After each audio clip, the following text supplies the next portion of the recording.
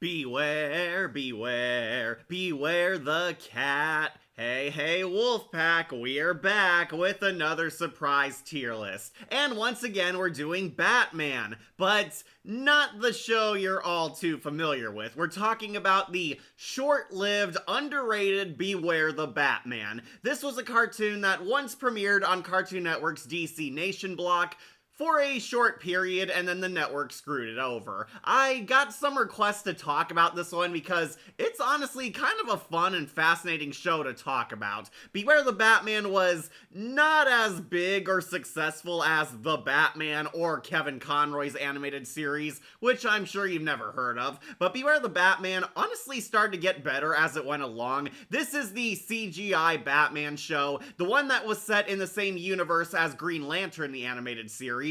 There was actually plans to have them cross over, but the network screwed them over.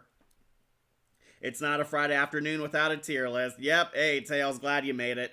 It looks like it was made in the same engine as Clone Wars, the same engine as Green Lantern, the animated series. This was back when Cartoon Network and a lot of other shows were investing heavily in CGI cartoons. Around this era, Beware the Batman came out around the same time as the CGI Clone Wars, Transformers Prime, Green Lantern the animated series, and of course, Miraculous Ladybug. CGI shows were all the rage back around this time, and of course, Batman joined that bandwagon. And he had this show, Beware the Batman. Once again, kind of a show exploring the early days of Batman in Gotham, except this show would be exploring his obscure and lesser-known villains. The show wanted to try something new. We would not be seeing all the A-lister or iconic rogues gallery. They wanted to experiment and have Batman face his lesser-known or obscure foes. You do see some familiar faces on here, like Deathstroke and Ra's al Ghul, but the show was pitched as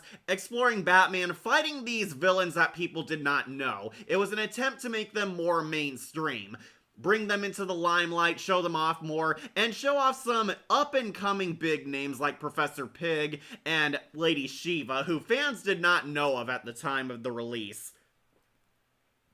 What was worse, live action era or CGI era? Definitely live action era. The live action era of Cartoon Network only had one good show, Tower Prep. I love Tower Prep. That was a good live action show. All the others ranged from meh to garbage. Hated The Incredible Crew, hated The Other Siders, that one was so boring. Hated Dude, What Would Happen? Did not like a ton of the live action stuff. The CGI era had some gems in there. Clone Wars, of course, was great, and Green Lantern the Animated Series is one of my favorite DC cartoons. And of course, Transformers Prime, but that was on the Hub Network. Robots in Disguise and Cyberverse came on Cartoon Network. I actually did grow to like Cyberverse. I thought the show was actually underrated too. Hey Cat, hey Light Jones, glad you made it. Yep, this Friday we're doing another tier list, this time talking about Batman, because a lot of people really love our DC tier list. We're talking about the obscure, underrated gem Beware the Batman. This one is kind of a mixed bag of a series. There are a ton of good moments, but a ton of letdown or undercooked moments. Beware the Batman had some trouble, mostly from the network. They changed time slots all the time, and it did not help that this show was replacing the beloved Green Lantern show and Young Justice, and to make matters worse, it was also followed up by New Teen Titans Go. Yeah, remember back then when Teen Titans Go was only on the DC Nation block? Yeah, Teen Titans Go and Beware the Batman premiered together, and the network instantly showed favoritism towards Teen Titans Go, while Beware the Batman got kinda screwed over. It moved to Toonami, and unfortunately not a lot of people knew when it came on or even knew the show existed. The advertising was basically invisible. What's the show actually about?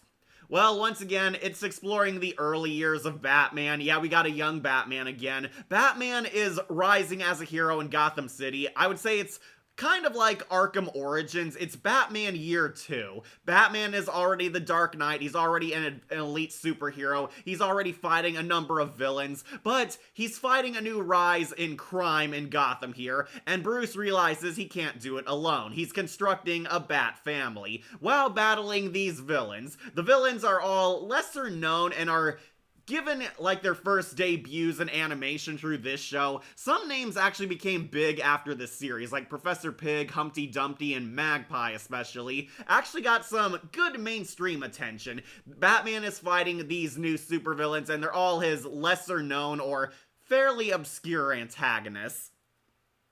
Some work, some didn't, and some were anarchy. And I'm gonna be ranking all the iconic characters from the show, all the ones who mattered anyway, up here on this tier list, from top best to bottom worst. We have pretty much everyone who matters. All these characters at least appeared more than 2 episodes. These are all the big names, the heroes, the villains, the side characters, and of course the Dark Knight himself, all on this tier list, every character, and I'll be ranking them all from top best to bottom worst. Even I agree that it's a very underrated series. Yeah, I found a lot of stuff to like about this show. The show definitely had its golden points, its highlights, high marks. There were some great moments on this show, and some that were not so good. I'll be talking about that when I talk about the characters. One of the problems with this show was it did feel kind of basic. It's generic Batman. This one tried harder to be more of like a spy thriller rather than an actual superhero show, and Young Justice fans did not like that because that was Young Justice's style. Hey, Cat. Hey, Light Jones. Glad you made it. Why is it so hard to find live action in some of the CGI shows on both ends? Some shows are lost media. Yeah, Cartoon Network is trying to erase the shows that were not successes. Beware the Batman, definitely one of them. Though, hilariously, you'll find Green Lantern, the animated series, on friggin' Blu-ray, DVD, and even clips on YouTube. Yeah, they were proud of Green Lantern, the animated series, while Beware the Batman was its lesser replacement. Yeah, won't lie, I do like Green Lantern more. This is set in the same universe as Green Lantern, the animated series, but spoilers, it did not last long enough to have a crossover. We were supposed to see Hal Jordan meet this version of Batman, and they would fight 2 of their villains combining forces, but it never happened because the show got canceled. Yeah, underrated series. There was no advertising, and I wish Teen Titans Go never existed. Fully agree. Teen Titans Go premiered with Beware the Batman. Yeah, remember when Teen Titans Go was limited to the DC Nation block? And the DC Nation was basically Saturday morning cartoons, but all the DC superheroes. Teen Titans Go was limited to that. It aired alongside Green Lantern and Beware the Batman.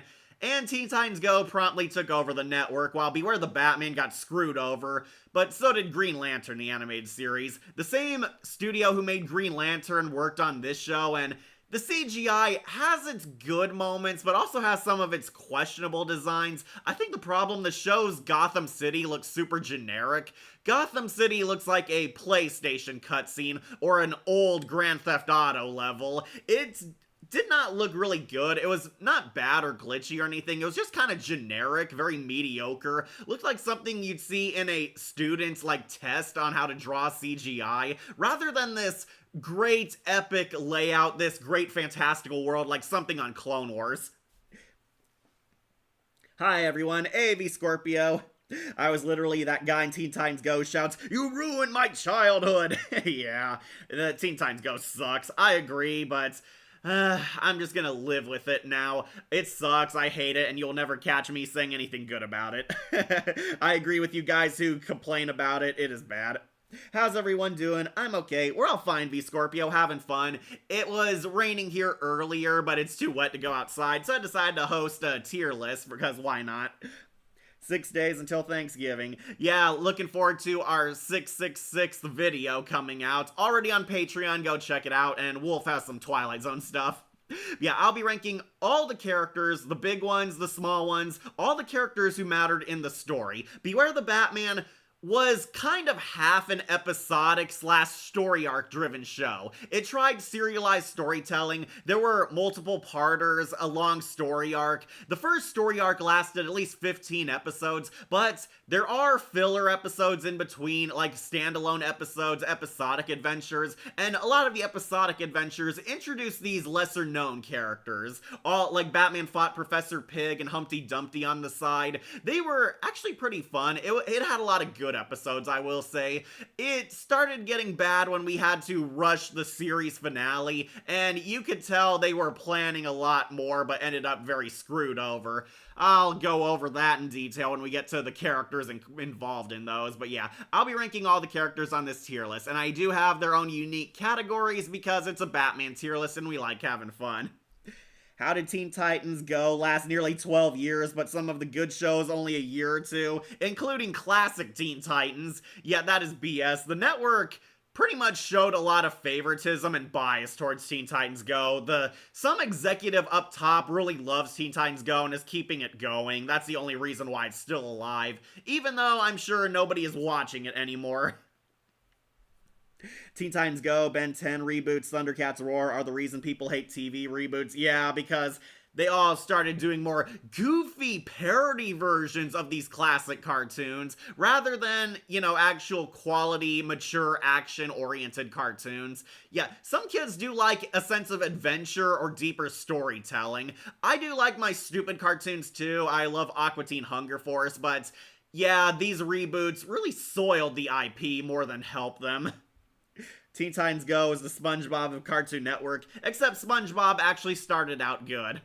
Okay, so let's go over the different tiers. Up top in S tier, I have I Am the Knight. These ones are S tier. The perfect ones, the 10 out of 10s, the greatest characters from the show, and a very good interpretation of this character if they're from the comics. Really like them. They are the best. They're a big reason to watch the show. They go on I Am the Knight.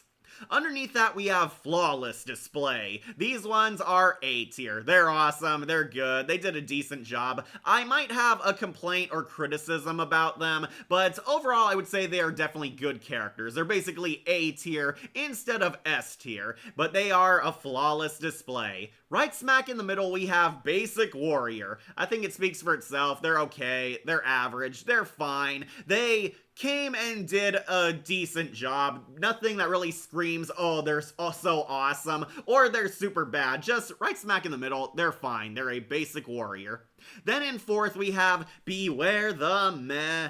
These ones, underwhelming, the lame ducks. Not the worst thing ever, but just kind of plain bad. Not all that great. I didn't really remember them, and I don't think you guys will like them all that much. But at rock bottom, we have Anarchy. The 0s out of 10s, the worst characters ever, worst characters on the show, worst depiction of this character. Basically, they suck. They're terrible. They are F tier. And I think you all know exactly who's going to go down here based on the title I gave it. They are Anarchy bad.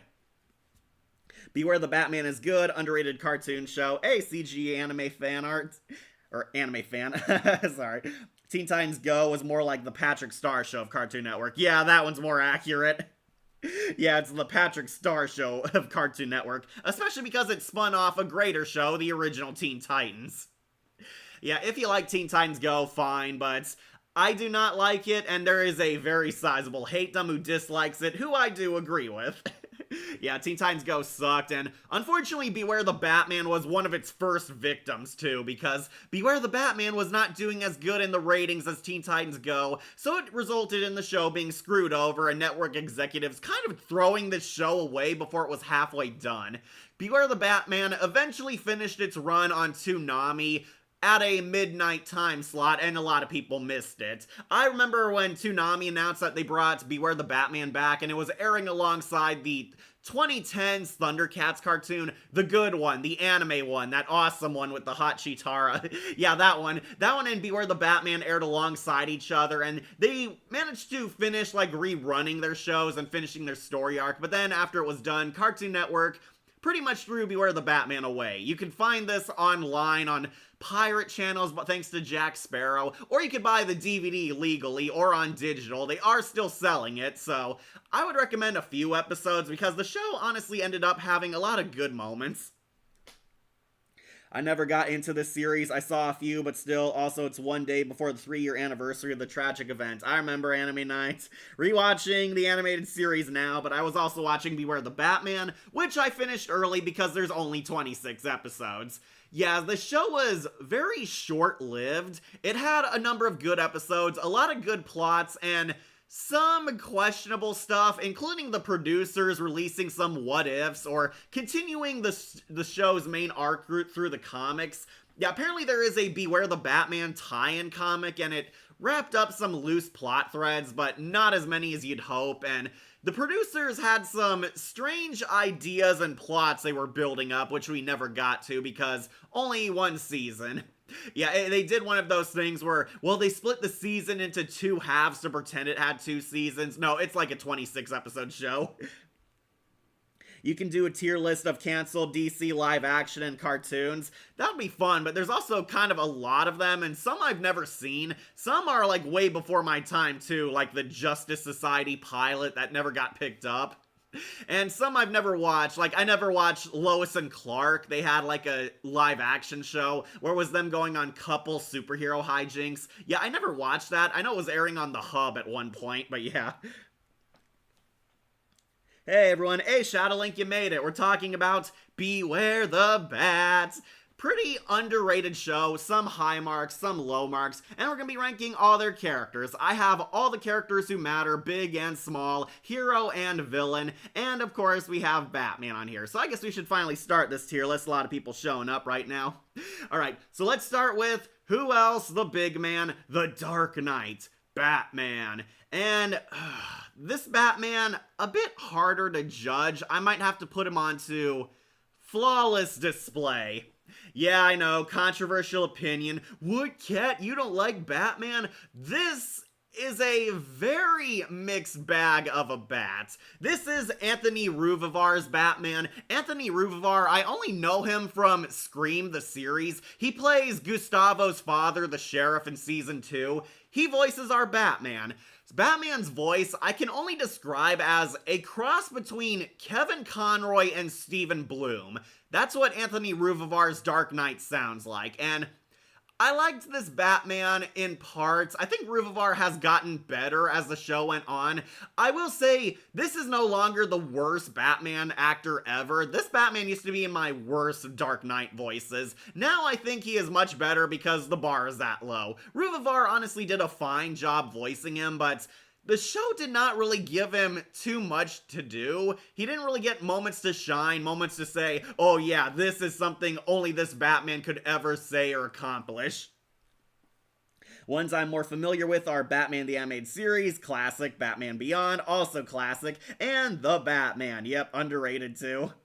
Beware the Batman explores the obscure villains. We have Professor Pig, Mr. Toad, Magpie, Humpty Dumpty, and even Tobias Whale is on here. Yet we do have some familiar faces, like Deathstroke is here, and Ra's al Ghul is also here. They become the Ark villains.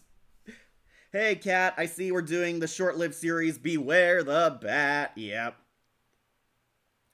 So I know I asked you this before, but are you going to do a tier list on the original villains and characters from Batman the Animated Series? I might just do all the villains because the original ones and the classic ones are on most of the tier lists on Kevin Conroy's birthday. Yeah, I'll try to. We'll see if we make it on time. I'm sure we will, but yeah, I gotta get the tier list and I gotta rewatch some of the animated series because some of the villains are the original ones. Okay, so this is Anthony Ruvivar's Batman, who is fine. He is a fine Batman. He's not the worst thing ever. He does have moments where he does shine and moments where he's badass. Like when he mentors Katana. Like, what do you see? I see crime. Yeah, some of these lines do feel like something Batman would say, but Ruvivar didn't really get too much time to shine. Batman's arc is basically this. He works alone, and throughout the course of the show, he lightens up, learns to open up, trust others, and he forms the Outsiders.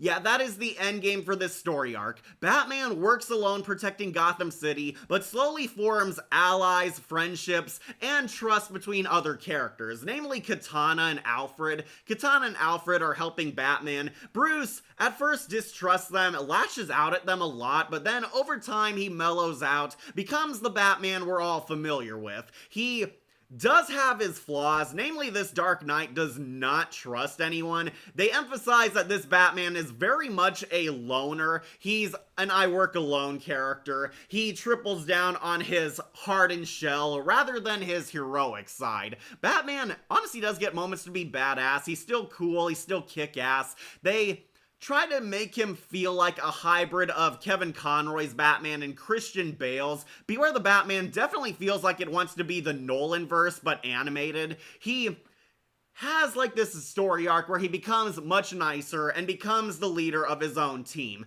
We're tricked into believing he's forming the Bat family, but no, at the end of the series, Batman forms the Outsiders. He started off alone, and now he's not. He has a team. Batman starts the Outsiders. He recruits Katana, Metamorpho, Man-Bat. Man-Bat is a good guy in this version, and Barbara Gordon. And James Gordon is also in there, but he's the sheriff ally. He forms a superhero team called the Outsiders, and this was going to become an Outsider show had there been a second season. I really gotta binge watch Brave and the Bold one of these days too. You should, Shadowling. Brave and the Bold is awesome. The Hammer of Justice is unisex.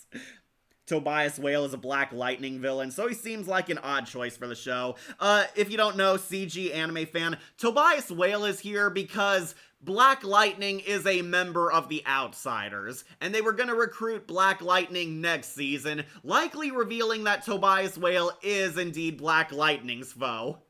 Yeah, they tease that the Outsiders do exist here, and as we go over the characters, you will realize that there are some familiar faces from DC who are actually important here. Do Alfred as he's a different Alfred and he's more aggressive. Yeah, I'll do him next. Man-Bat is also a good guy in the newest Batman cartoon, Bat Fam. I have not watched that because the animation looks really weird, and the trailers definitely did not win me over. I saw the Christmas one. It looked pretty lousy. Okay, so Anthony Rufavar's Batman, he's actually pretty cool. I did grow to like him. He has his badass moments. He definitely feels like the character, but it's a very basic, been there, done that kind of Batman. He kind of feels like he's trying to go too much for Kevin Conroy, but for a new generation. It almost works, but it feels like he's missing something. Namely, I do think his story arc is very slow. Batman is kind of a consistent character. He just mellows out by the end of the show and accepts that, yeah, I do need help. I can't defend Gotham City alone, and he forms the Outsiders, where he becomes the leader they all look up to, and Batman starts treating them as his friends and allies rather than his soldiers. Rufavar's Batman undergoes pretty much the basic Batman beats. He has dead parents, he gets over them, he is struggling to outsmart these villains, realizing he's dealing with psychotics. Batman does see he has limits. He thinks he's better than everyone at first. He starts fighting foes who are much tougher, much smarter, and much better at calculating than he is, but he always perseveres, always fights. We do see Batman has low moments in this show, like he almost snaps and kills Killer Croc in a prison fight. Like Croc is like bleeding and bruised, and Batman barely controls himself, almost gave in to his primal rage. Batman doesn't like to admit it, but he does care about Alfred and Katana as his family, and that's basically the story arc. He accepts them more and more, mellows out, becomes basically the Kevin Conroy Batman by the end. Really loved Alfred in the show. We'll talk about him next. Just got here, and Beware the Batman was an odd show. Like, look at the villains lineup. Yeah, I got some colorful foes on here, too. I never understood why Katana is an outsider if she is more human than the others. Well, because Katana is a member of the Outsiders in the comics. Yeah, Katana is Batman's first sidekick in this. It is kind of bizarre that Katana is Batman's basically backup, his second-in-command hero. Katana is the first member of the Bat family, and they gave her a very bizarre redesign. We'll go over her when we get to her next. But yeah, Batman and Katana are the heroes protecting Gotham. This year's Katana, she's got my back. Don't worry, she gets a lot more character here. But this Batman has grown on me. I will give him an A tier. This is not one of my favorite Dark Knights, but Rufavar honestly did a decent job, and I'm very curious to see where the show is going to take him next. But for now, he's going on flawless display. Alright, we gotta talk about the other character, Alfred. Alright, you will not believe how much focus Alfred gets in this show. Alfred Pennyworth is like the most important character in this show. Yeah, I'm not joking or exaggerating. Beware the Batman practically made Alfred the most important figure on Beware the Batman. Alfred, played by J.B. Blank, yes, J.B. Blank plays Alfred, who's oddly a lot younger. Yeah, this guy who looks like Lex Luthor, this is what Alfred is. This is Alfred from the show. Alright, so I'm not sure. I might put him on S tier, but he might be outshined by a few other characters. Yeah, I'll put him on S tier. The show made Alfred the key to everything on this show.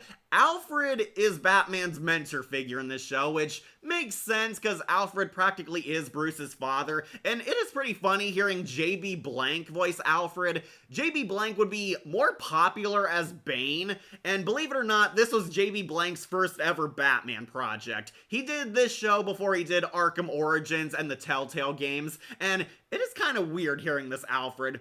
Alfred is a lot younger than he usually is. Alfred's usually already an old guy. Here, Alfred is actually a middle-aged butler, and they made him kind of look like Lex Luthor, weirdly. It is kind of funny that in flashbacks, whenever we see Alfred, he has like a full head of hair, and in present day, Alfred is bald. And that is the only trait that shows you that he's old. J.B. Blank did both Bane and Alfred. Weird. Yeah, it is kind of funny. J.B. Blank would end up trying to kill himself in Arkham Origins. I feel like Batman Katana got more focus than Alfred did. Well, here's the thing. Alfred is very, very important in this show. Alfred is a former combat veteran. This one does dive into Alfred's military past. Alfred fought in Vietnam, fought in the Middle East. Alfred is a former MI6 agent turned soldier. He used to be a war hero before he retired and became a butler, and they explore Alfred's past a lot. Alfred is the one who mentored Bruce in becoming Batman. They kind of have this more aggressive side to Alfred. Whenever Bruce wakes up in the morning, Alfred pretends to be a burglar and assaults him in his room. And it's to teach Bruce to expect the unexpected, harness your skills, and be ready for anything. And yeah, Alfred is the one who taught Bruce to be Batman. He taught him his ninja moves, taught him his combat skills. The only thing he didn't teach him was how to use guns. And Alfred has a shotgun. Yeah, Alfred gets involved in a lot of combat here. Alfred is like treated as the most important character because Alfred's past comes up a lot all throughout this show.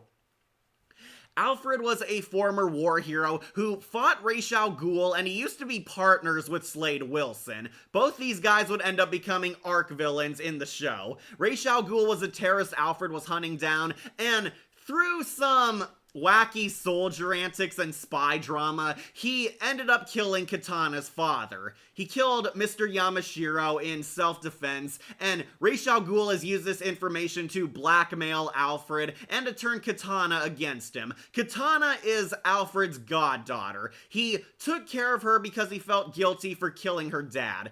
In reality, no, of course, Alfred did not kill Mr. Yamashiro in cold blood. Mr. Yamashiro and Alfred were forced to fight to the death by Ra's al Ghul forcing them to, and Yamashiro was about to kill Alfred, but used the Soul Taker sword on himself, sacrificing himself so Alfred could go free. He let himself die so Alfred could get out and escape from Ra's al Ghul, and Alfred has been haunted by the guilt ever since, and he raised Katana apparently ever since she was a baby. We do see Katana as an infant, and Alfred comforts Katana's mom.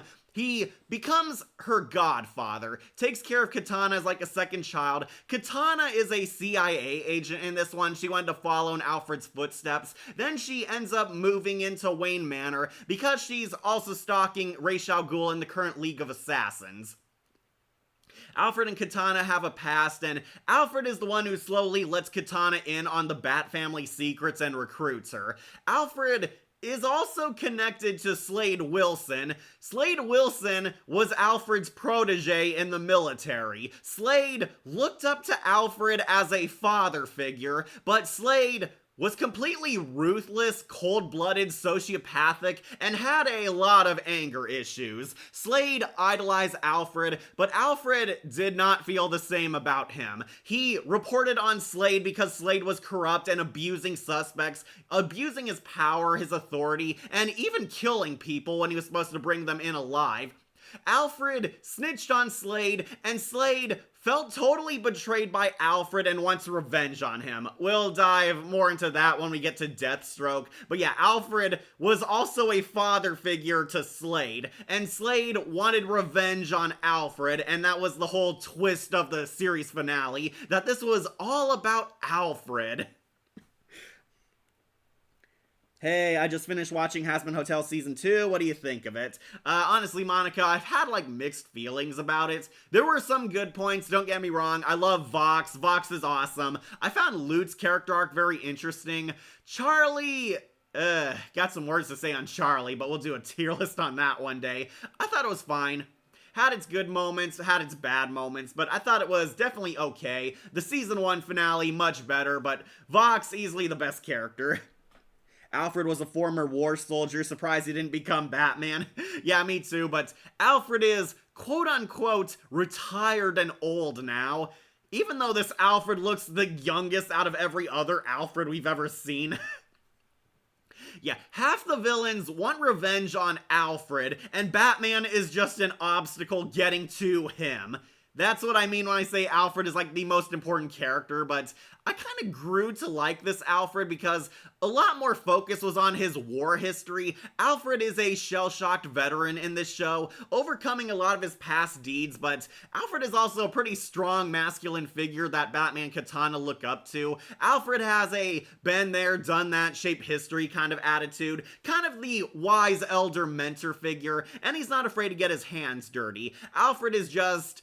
quote-unquote limited, but we do see him kick ass on this show a lot of times. Yeah, Alfred is passing his legacy onto Bruce, and a lot of villains have beef with Alfred on this show, which is what kind of makes it funny. I think Anarchy and Professor Pig are the only ones who hate Batman. Yeah, Alfred did eventually get his own live-action show. Yeah, Pennyworth. That one actually showed Alfred's history in the military. Yeah, if you don't know, Alfred does have a past history serving in the military, being a spy, being a soldier, even serving the Queen of England at certain points. It's kind of funny because it made Alfred more interesting and not just the butler. Sorry that I missed out on the Scary Movie tier list, my personal favorite parody movie franchise. It's okay, Chris, we might do all the parody movies one day on a tier list. Yeah, they focused a lot on Alfred. Batman Katana did get focused, of course, because they're the heroes of the show, but Alfred is their wise figure. He's like the Yoda, he's the Obi-Wan, he is the snarky old soldier. Yeah, Alfred got Agent Pennyworth. It is pretty funny, J.B. Blank played Alfred and Bane. He's much better at Bane than Alfred. Blank doesn't do a bad job, but his Alfred voice is kind of more James Bond. He sounds like Daniel Craig's James Bond, more than he does British. Yeah, Alfred is also not British, he's American in this version, which is kind of confusing since he worked for MI6 and fought in the Afghanistan war, but whatever. Kind of like Roberta from Black Lagoon mixed with Kingsman. Yeah, that's kind of like him. Alfred was a former war soldier. Yep, he was. Season 2 of Hazbin Hotel was okay, but I personally say that the songs are less memorable. Oh yeah, definitely. I do like Don't You Forget. That was one of my favorites this season.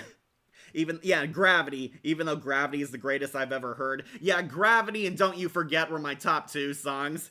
All the others were not bad, but kind of just forgettable and generic. Let's get real, the biggest problem with Hazbin Hotel is that it's only given 8 episodes. Exactly. Instead of having 12 or 20 or solid 40-minute episodes, yeah, they need to fix their show model. They need more episodes or at least more runtime. But yeah, I fully agree. More Hazbin Hotel is a good thing.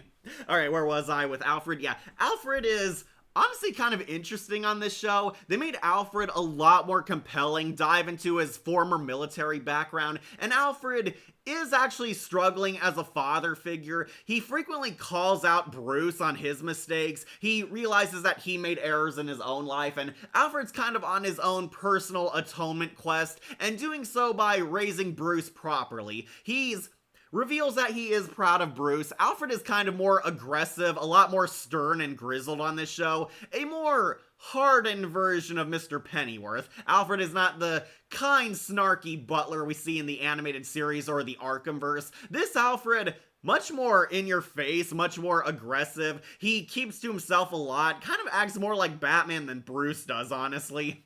But in the finale, Alfred realizes that he does love Bruce. He's always considered him a son, and when Deathstroke calls him out on why he betrayed him and chose Bruce over him, he reveals that he respects Bruce because Bruce is noble. Bruce is compassionate, kind-hearted, and selfless, something Slade never was, and it shows that, yeah, Alfred is indeed Bruce's father, and that's what I really like, Alfred and Bruce's father-son dynamic. This show definitely made that fleshed out by the end of the show. So, you know, I'll put this Alfred on S tier.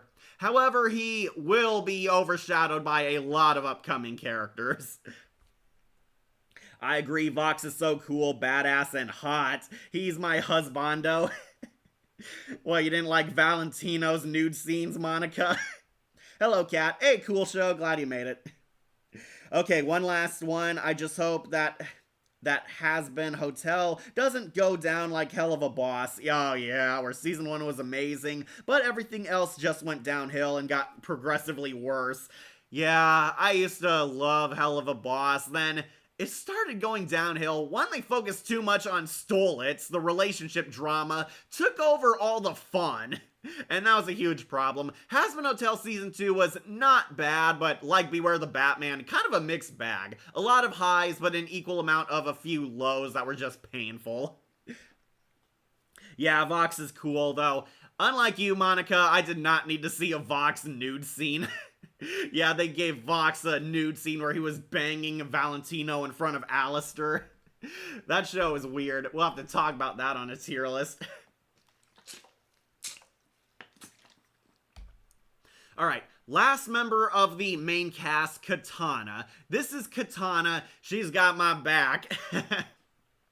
Yeah, Katana is Batman's partner on Beware the Batman. Katana was not really from Batman mythos or Gotham City, but the show decided to include her. It was kind of surprising. Sumali Montano, the voice of RC from Transformers Prime, plays Katana, and honestly, she doesn't do a bad job, but it's not one of her better characters. I honestly couldn't tell it was Sumali for a lot of the show. Her voice sounds drastically different because she gives Katana a Japanese accent, and you do not hear a lot of RC coming out of her, but it's very clear they're trying to do that persona.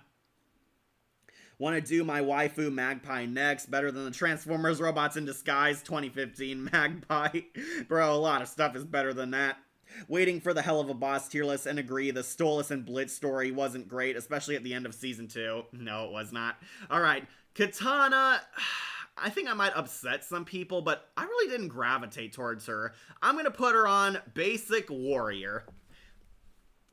I was so looking forward to seeing Katana on this show. I was actually very interested in Katana ever since Brave and the Bold. Katana is this badass femme fatale samurai girl, and she's Bruce Wayne's personal chauffeur slash bodyguard on the show. Katana is hired by Alfred because Alfred got injured in the pilot episode and needs helping hands around Wayne Manor. So he brings in Katana. Katana is really undercover trying to scope out the League of Assassins for the CIA. And she works undercover as Bruce's personal bodyguard slash chauffeur. Katana oddly looks weird in this show. They made her look too much like Anne Hathaway's Catwoman, which tricked a lot of viewers because nobody knew who this character was.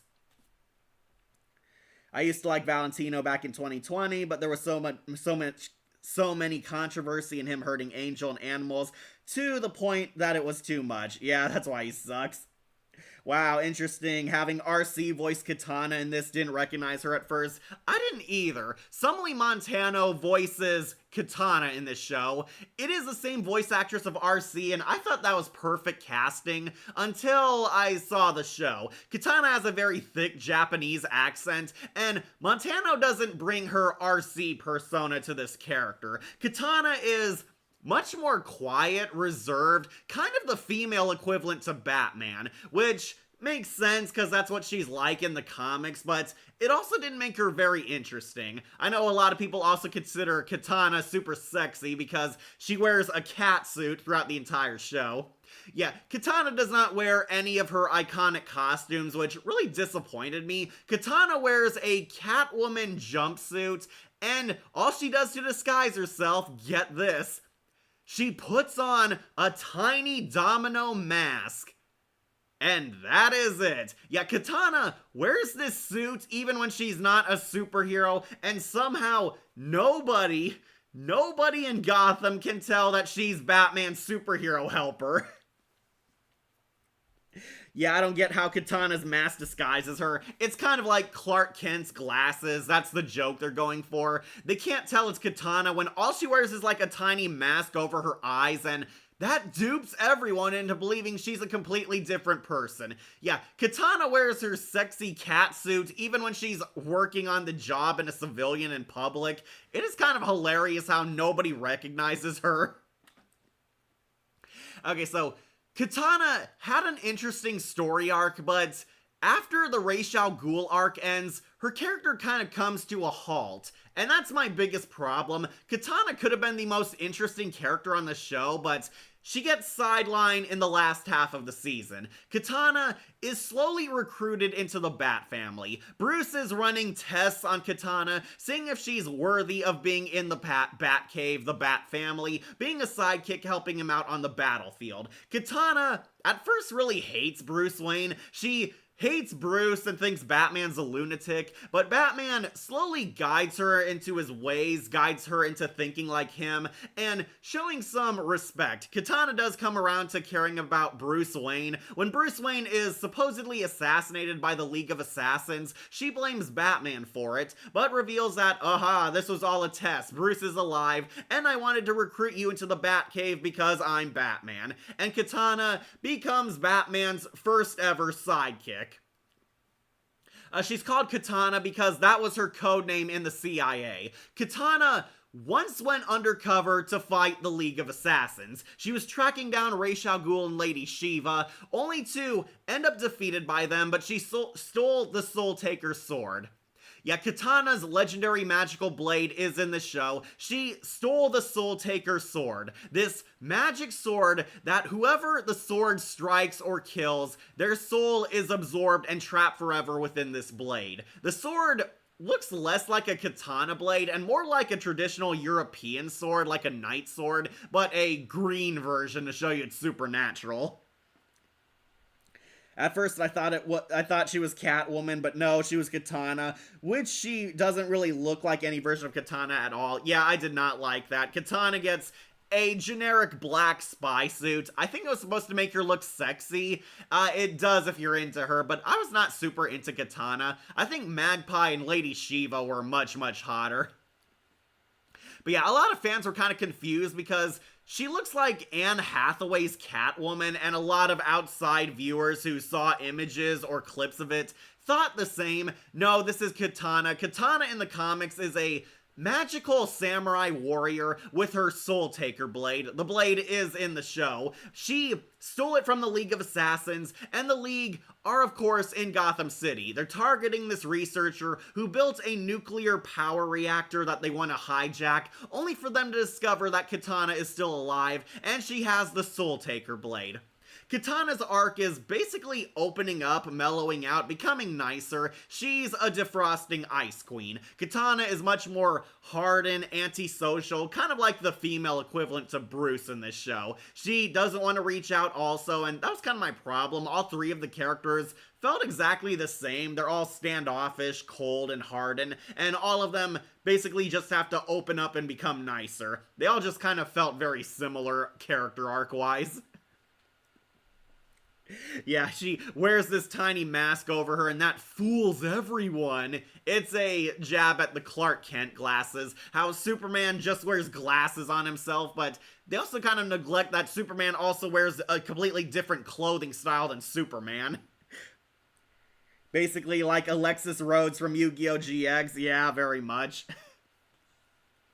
Okay, so Katana's character arc kind of comes to an end at the Ra's al Ghul arc. She trusts Batman, she finally conquers her personal demons, she finds out that Alfred withheld the information of how her father died. Ra's al Ghul plants the seeds of distrust between them by revealing that Alfred killed her dad. We find out, no, the dad actually sacrificed himself, and his soul is still trapped in the Soul Taker blade.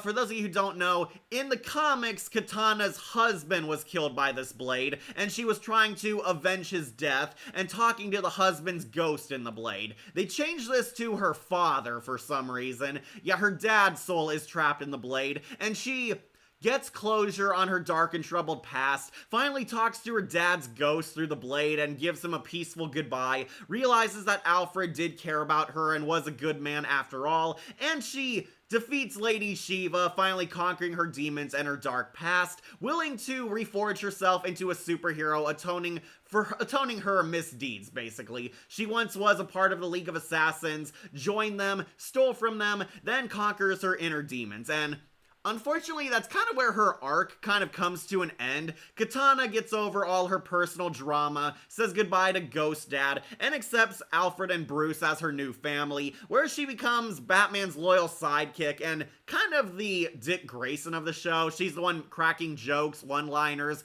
bouncing off of Batman throughout the rest of the season. So, Katana is kind of like the Nightwing of the show, and I do want to bring this up. Apparently, the producers had this weird idea that they were going to have Katana become Beware the Batman's version of Nightwing. Yeah, I thought this was stupid because why can't she just be Katana? I thought Katana was going to become her superhero self and gain a better outfit like the one she had in the comics, but no, the producers wanted Katana to become the universe's version of Nightwing. We were going to have a girl Nightwing. We already have a girl Nightwing, and that was Supergirl. Yeah, that did happen in the comics. Really like Supergirl's Nightwing outfit. But yeah, Katana was going to become Beware the Bat's Nightwing, and that was going to be where her character arc went in the future seasons. I'm kind of glad that didn't happen because I'm not a fan of that. Like, why can't she be Katana? Nobody knows who this character is. Why not make Katana a household name? I wouldn't be surprised if she became Batgirl. Well, Barbara is also in the show, and she was likely going to become Batgirl. But yeah, Katana, I thought she was okay. I really wanted to like her. I don't really hate her, but I didn't really gravitate towards her all that much. Batman and the villains were definitely the better element of this show. Katana was there, she was interesting, then she's kind of just a funny sidekick on the side for the last half of the series. Katana, I really wanted to love her, but she's going on basic warrior. Alright, now let's talk about some of the villains, the evildoers, the Batman rogues, the basically selling point of Beware the Batman. So if you weren't here earlier, Beware the Batman wanted to focus on the obscure and lesser known Batman villains. So we got antagonists like Professor Pig, Magpie, Humpty Dumpty, and Anarchy as the endgame villain.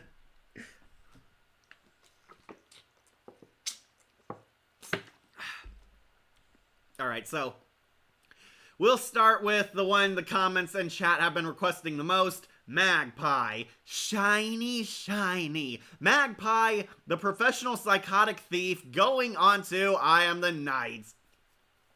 Yeah, Magpie is one of the best villains of the show. Magpie is basically our stand-in for Catwoman and Harley Quinn. Magpie is this crazy, loopy, but attractive thief who likes stealing shiny stuff. And She's kind of like Catwoman, but also Harley Quinn. And yes, they did get Grey DeLisle to voice her, and I recognized her instantly because it's her Arkhamverse voice.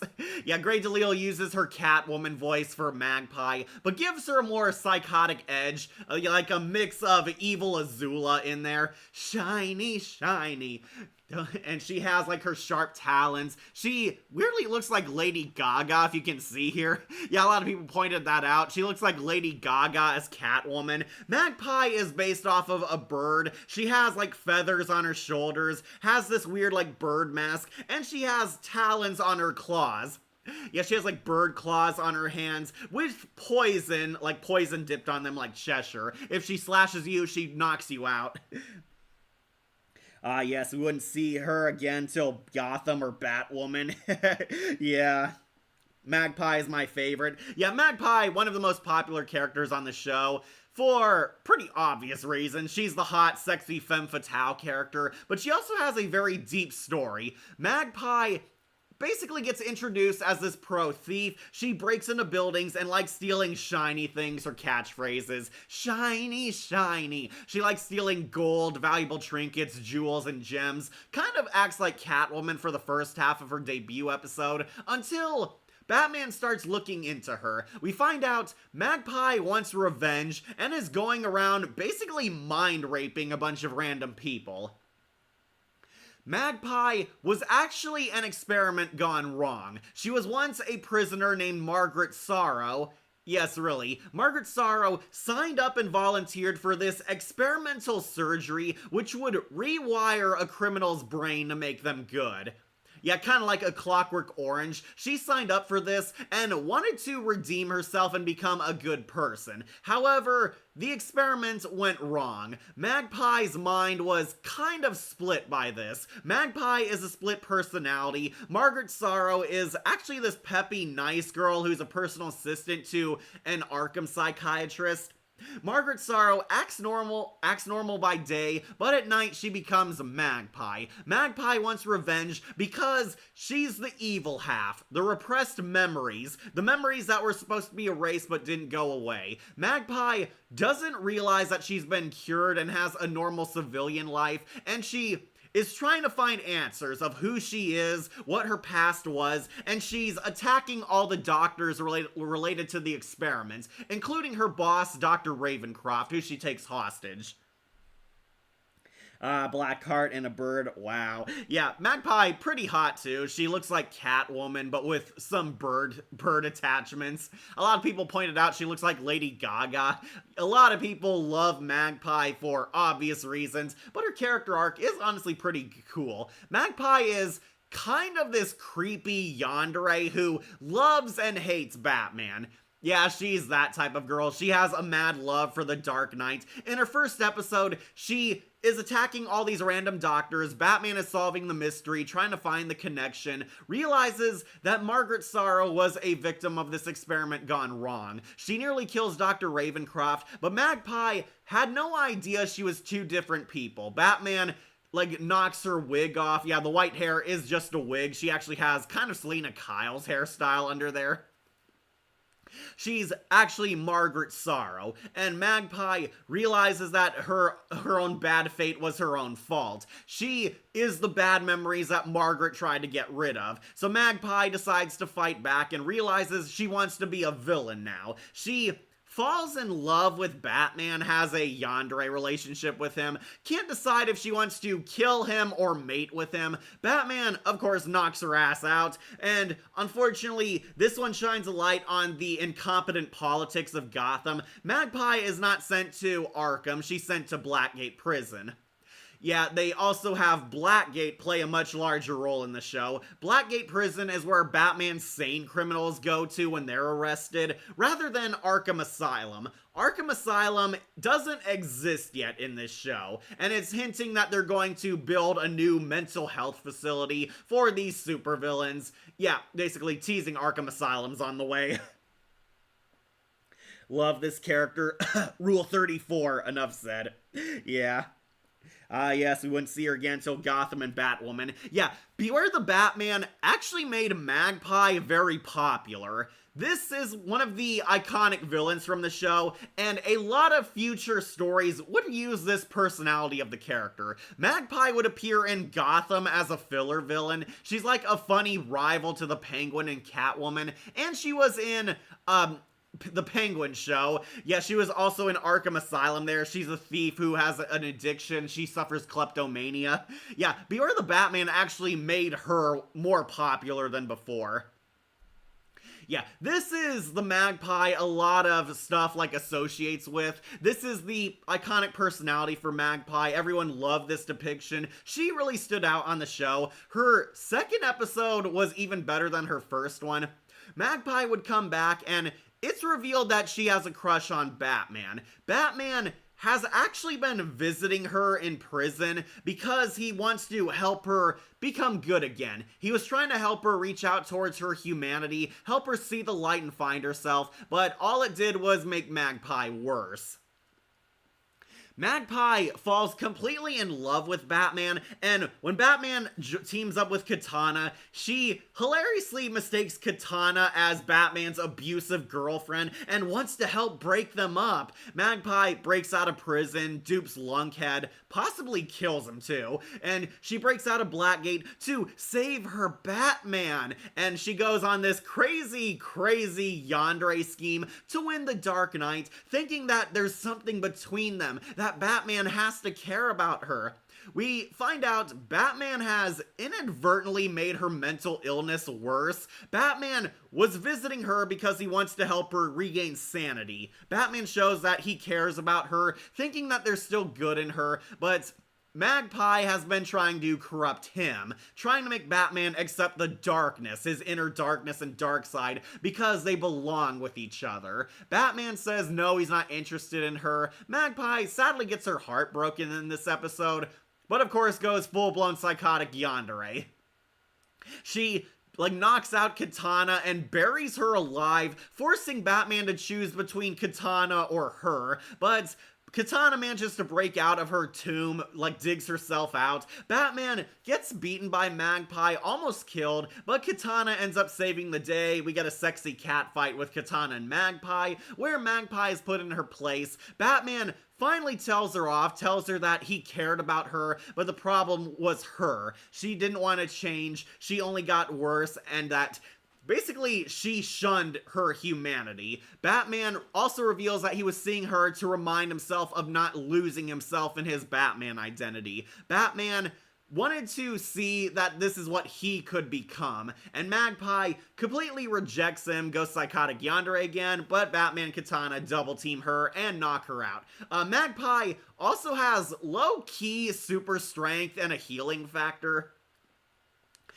Magpie is immune to pain. She can be thrown off a building and onto a car, break her bones, and she gets back up, feeling nothing and fixing her body like nothing happened. That is a pretty creepy power, especially because we see Magpie actually fall from a 20-story building, only to get up and walk it off like it was nothing. Yeah, Magpie can take a lot of damage. They have to knock her out with a lot of heavy attacks. It is pretty dark and also pretty funny that Magpie gets electrocuted, gets beaten, gets hit by cars, gets hurled off of high places, and yeah, she's fine. Not even a bruise. Pretty creepy.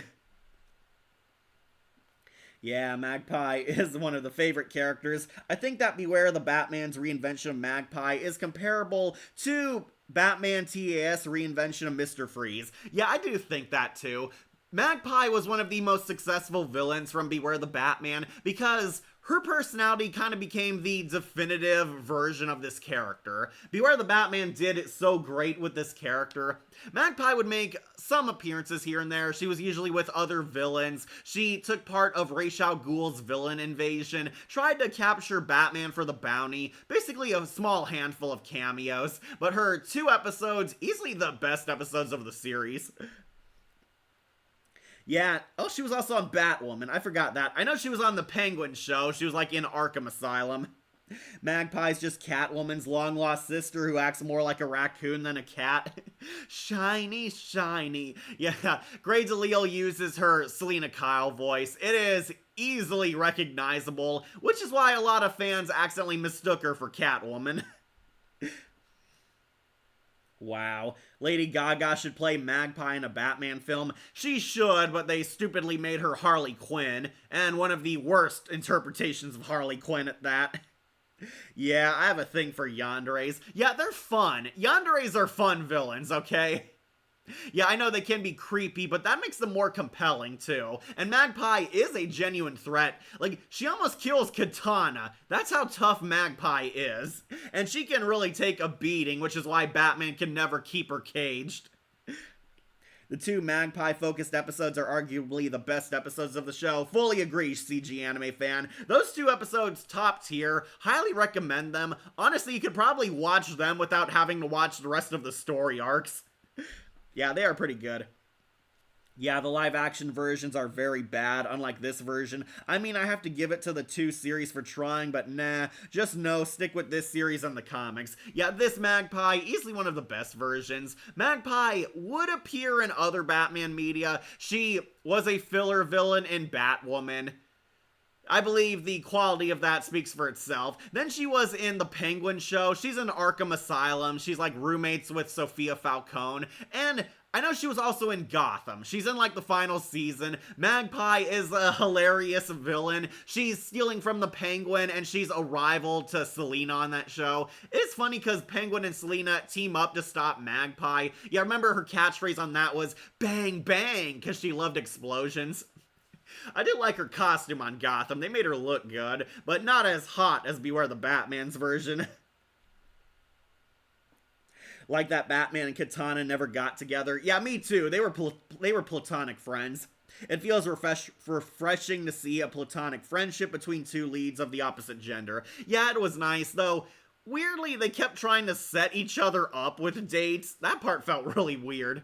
Like, no joke, Batman sets up Katana with Slade as a blind date, which is kind of weird. Which do you prefer, Arachnid versus Arcee or Katana versus Magpie? Ooh, that is tough. Arcee and Arachnid are both super badass, but Katana and Magpie, they're a lot fun too, because Katana does not see Batman that way, leading to some funny dialogue. Might have to go with Arachnid and Arcee because Transformers are awesome. Yeah, then they killed her off in Gotham too. Yeah, Penguin shoots Magpie dead. Bang, bang! He gets his revenge. Yeah, Magpie is killed off as a warning to never steal from the Penguin. Kinda sucks, though, since that Magpie was actually pretty entertaining. But yeah, she was just a filler villain there. Not like Beware the Batman's Magpie. Yeah, this Magpie, pretty awesome. Very great design. Grey DeLisle giving her Catwoman voice is so much fun. And she had two of the greatest, darkest episodes of the series. Yeah, Magpie, definitely an S-tier villain. Beware the Batman, this is definitely one of your best villains. She's going on, I am the Knight. Alright, sorry guys, but we do have to move away from the pretty birdie. Feel free to talk about her in the chat or comments, though, but we do have to move on to other characters.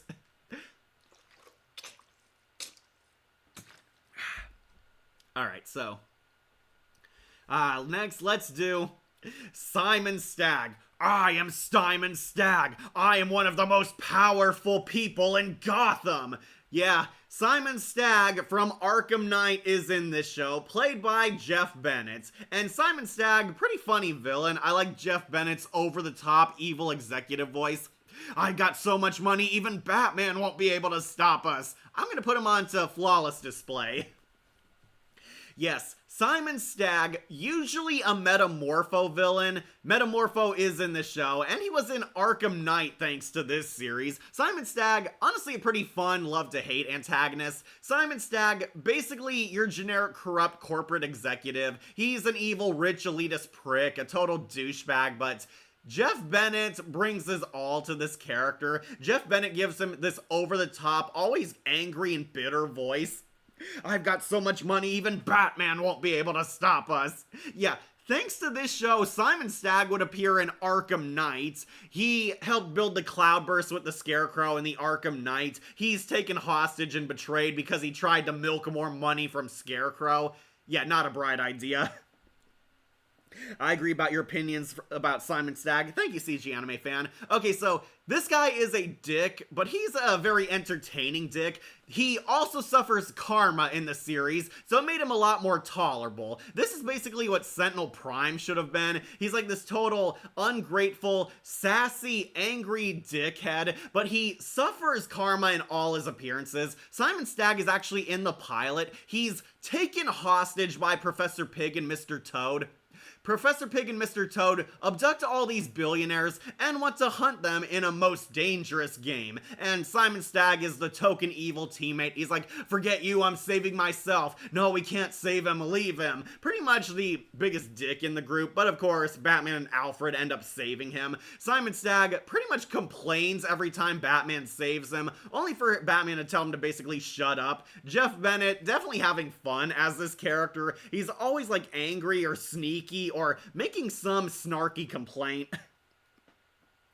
He would eventually get a spotlight episode in the Metamorpho episode. Yeah, that's right, Metamorpho is in this show. Simon Stagg, he has a daughter who is dating Rex Mason, a security guard working for Stagg Industries. Simon Stagg runs a pharmaceutical company like he does in everything else, namely Arkham Knight if you played that game. He didn't like his daughter dating the Help. He saw Rex Mason as poor beneath him. My daughter was bred for much higher standards than you, basically. He didn't like that Rex Mason was dating his daughter, so he pretended to like it. He goes along with it, and if you know the story, he turns Rex Mason into Metamorpho. He tricks Rex Mason into falling into one of his inventions, and he mutates him into a monster. Basically, he was trying to kill Rex Mason. He disguised himself as like a burglar, pretending he was breaking into his own company, only to turn Rex into Metamorpho. Yes, Metamorpho is in this show, and he eventually joins the Outsiders. But yeah, Metamorpho, he becomes a monster, and he realizes Simon Stagg played him. Simon Stagg never approved of his daughter's relationship with him, so Batman is forced to protect him because he knows Metamorpho is going to want revenge. There's two things that humans fall victim to: love and revenge.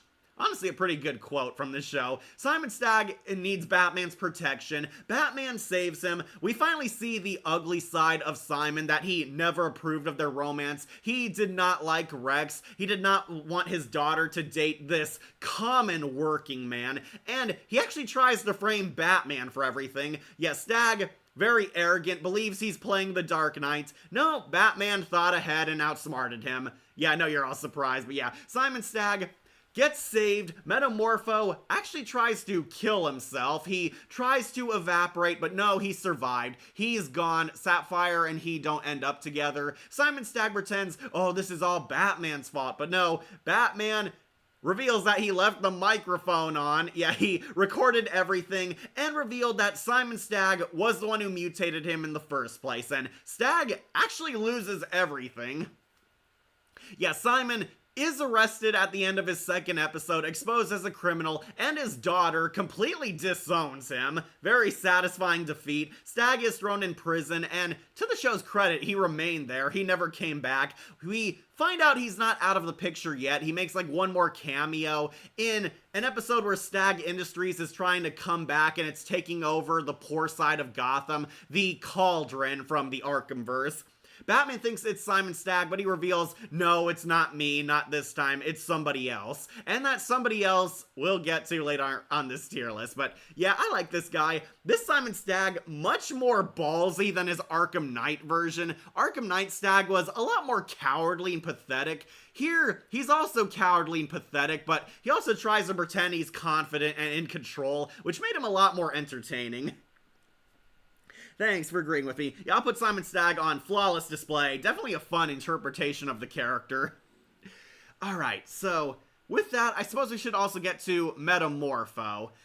Alright, this is Metamorpho, the living element man, and I'm sure you've all seen him on the new Superman movie. I was actually introduced to this guy through Batman Brave and the Bold. Yeah, Metamorpho, one of the reserve Justice League members and an iconic outsider, is on this show. Rex Mason was once a normal security guard. He fell in love with Sapphire Stagg, Simon's daughter, and Daddy tried to have him killed by putting him into a nuclear device. This was supposed to kill him, but it ended up splicing his DNA, turning him into Metamorpho. Metamorpho, I'm also gonna have to put onto A tier. Alright, so I like some things with this character, but Metamorpho kind of had a very basic story arc. Rex becomes a monster, and his arc is kind of like the Thing from Fantastic Four. He's hideous and ugly, and he's not human. He can never be normal. Kind of has a Beauty and the Beast romance with Sapphire Stagg. Rex really loved Sapphire, but then once he gets mutated, he realizes he can't ever see her again. They can't have a normal life. Rex goes on a rampage. He can't control himself. He kind of becomes like an Incredible Hulk type of character. He can barely talk and form coherent sentences. He bumps into Batman. Batman finds out that Rex is actually a victim. He's not a monster. He's Metamorpho now, a living elemental man. If you don't know, Metamorpho has the power to control the elements. He can form his body into anything, any element, solid, liquid, or gases. And he's having trouble controlling these because this is his origin episode. Sorry, I've been talking about him a lot. I'm just biased, can't help but be excited or acceded to him. I felt indifferent about Metamorpho until the new Superman film where he's played by Victor Zsasz from Gotham. Yeah, that is really hilarious casting. Okay, so Metamorpho is not a very big named DC character. No disrespect to Metamorpho fans, I do like him, but a lot of people don't have much familiarity with this character, and I do think it is kind of hard to write him because he's too OP.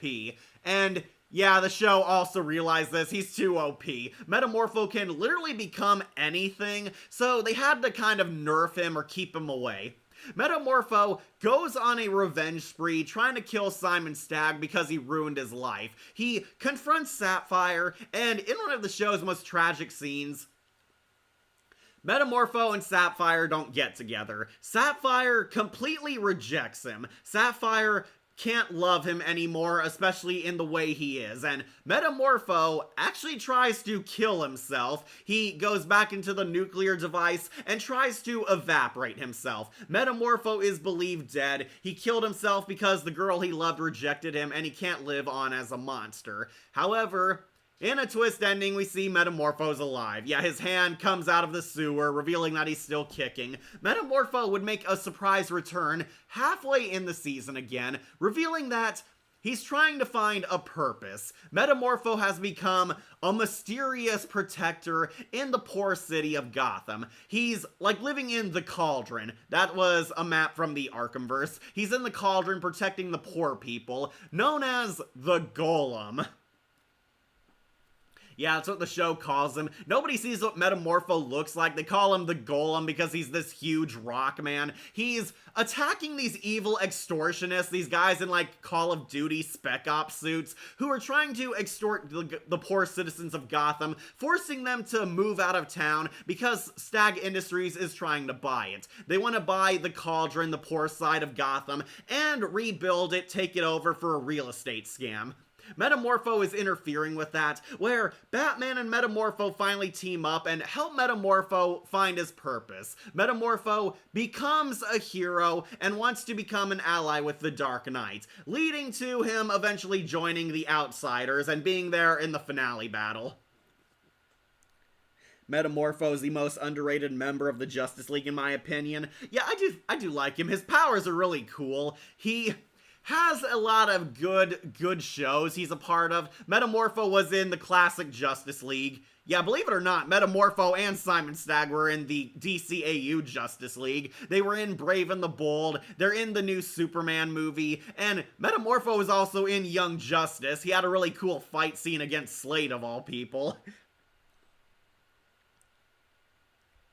Sorry, just catch up my comments. Okay, so Metamorpho realizes he wants to become a hero. He gets his sanity back, and If you don't know, Adam Baldwin voices him. It's Breakdown from Transformers Prime, and Jane from Firefly. Adam Baldwin's a really good actor. I was kind of sad he didn't get to do much as this role until the finale. Metamorpho decides he wants to be hero and is contemplating reuniting with Sapphire Stagg now that he's got his confidence back, now that he's happy with who he is now, but this would not be followed up because second season never happened. Metamorpho does appear in the finale battling Slade, and I call total BS on this. Metamorpho forms amnesia gas to erase Slade's memory. Yeah, this kind of made Metamorpho too OP for the show, which is why they didn't use him a lot. Metamorpho erases Slade's memories, and he forgets why he hates Batman. It is a total anime ass pull, and a lot of people, even defenders of the show, did not like it. It is one of the worst moments in this series, and kind of highlights the problem of why Metamorpho is not used too much. He's too OP. But yeah, the show's depiction of Metamorpho, honestly, that was fine. I'll give him an A for effort. We'll put him on flawless display. Now, let's get the last one out of the way of the Metamorpho arc, Sapphire Stagg. And Sapphire is going on our first Anarchy. Yeah, I believe I speak for all the fans of the show when I say, screw Sapphire Stagg. Sapphire Stagg is the daughter of Simon Stagg and Metamorpho's love interest. She's the pretty rich girl who's dating the nice guy security guard. Then, when Rex becomes mutated and turns into Metamorpho, she completely rejects him.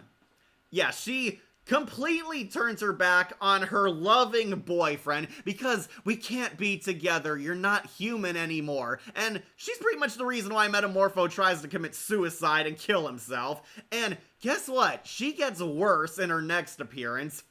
After her daddy was arrested, Simon Stagg has been removed from Stagg Industries, Sapphire takes over, and it's revealed that she's become a villain. Sapphire Stagg is behind the extortion racket, sending in Call of Duty soldiers to assault poor people and destroy stores so Stagg Industries can buy their land. She's the twist villain. She is attacking the city that her former ex-boyfriend is defending. Batman calls her out and lets her off with a warning, telling her that she better not make any mistakes controlling Stagg Industries and that he'll be watching her, revealing that she's a completely cold-hearted bitch now. Who's more OP, Metamorpho or Superman? If you saw James Gunn's Superman movie, Metamorpho, because Metamorpho can morph into kryptonite. Of course. What? Yeah, Sapphire Stagg is now a villain. She becomes Metamorpho's, I guess, Catwoman. They're both unknown rivals to each other. Sapphire Stagg was trying to have poor people assaulted, killed, and forcibly removed from the ghetto side of Gotham City so Stagg Industries could buy it dirt cheap. She hired goons and supplied them weapons where they nearly blew up people's stores and homes, forcing Metamorpho to step in and fight. Batman actually lies to her and tells her that her boyfriend is gone, that Metamorpho is dead. She is holding out hope that they can hook up, but after this episode, she is like completely crossed into irredeemable territory. What and why? Yeah, Sapphire Stagg is basically, the twist is, she's just like her dad. She is just like Simon Stagg. The apple doesn't fall far from the corrupt tree. She's also a corrupt businesswoman. She took over her dad's industries and is honestly more evil than him. She wants to make a bunch of money off of the poor people, exactly like her dad did. She was kicking them out of their own land, trying to annex them, so she can build her new Utopia city here. Batman and Metamorpho foil her and scare her stupid Call of Duty Spec Ops away. Batman finds out it's her, and it's the big twist ending. She was behind it all along. She was funding these goons. She was the one trying to get rid of Metamorpho and all these innocent people. Because Batman can't really have any evidence on her, she walks away, but Batman warns her to watch her next step, putting some fear into her. But she is holding out hope that her boyfriend is still out there, which I guess is supposed to be a redeeming trait. She thinks Metamorpho's still out there, hinting that the two are going to become like a Batman Catwoman type of dynamic on this show, but we never see her again, and she never faces any justice like her daddy did. Yeah, screw her. She is a total bitch. She's really a mean girl. And what makes it worse, she's voiced by Emanuela Cricky, Chitara from the anime Thundercat show, and the night nurse from The Tale of the Night Shift. An actress I really like plays this irredeemable bitch character, and yeah, she is not really likable, not really written well, and the fact that she completely turned her back on her boyfriend and then became a psychotic supervillain worse than her dad Simon just made me hate her so much more. This twist comes out of nowhere, like the writers did a 180 out of nowhere. Yeah, that didn't help. Sapphire was actually a nice girl in her first episode, but no, she's basically the female version of her dad. I guess Simon and Sapphire were supposed to be kind of like a Raish and Talia al Ghul type of family relationship, but yeah, Sapphire's turn kind of comes out of nowhere, and I really don't want Sapphire and Metamorpho to hook back up, but the show got canceled before we could get a follow-up. Yeah, Sapphire Stag sucks. Going on to Anarchy. They managed to ruin Metamorpho's greatest love interest. Alright, I guess next we should do the biggest gangster in Gotham, Tobias Whale. Yes, out of all the mob bosses who rule Gotham City, the show chose Tobias Whale, a Black Lightning villain. Tobias Whale, going on a basic warrior. I thought he was fine too. Tobias Whale, if you don't know, is this big albino black man who is kind of the kingpin of DC. They call him Tobias Whale because he's an albino and he's fat. Yeah, that's really how he got his nickname. He's an albino black guy and he's a big fat guy. They even gave him kind of like a whale mouth. It looks really weird. Yeah, Tobias Whale is an albino black man built like the Kingpin from Marvel. He's supposed to be our Kingpin for Beware the Batman, but he's a lot more pathetic on this show than he was in the CW verse.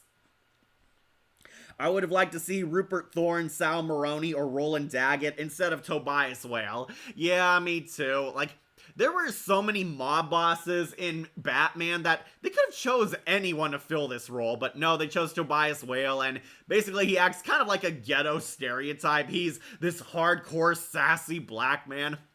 Oh, Batman, I'm the true ruler of the night, baby. I run this town, not Ra's al Ghul, baby.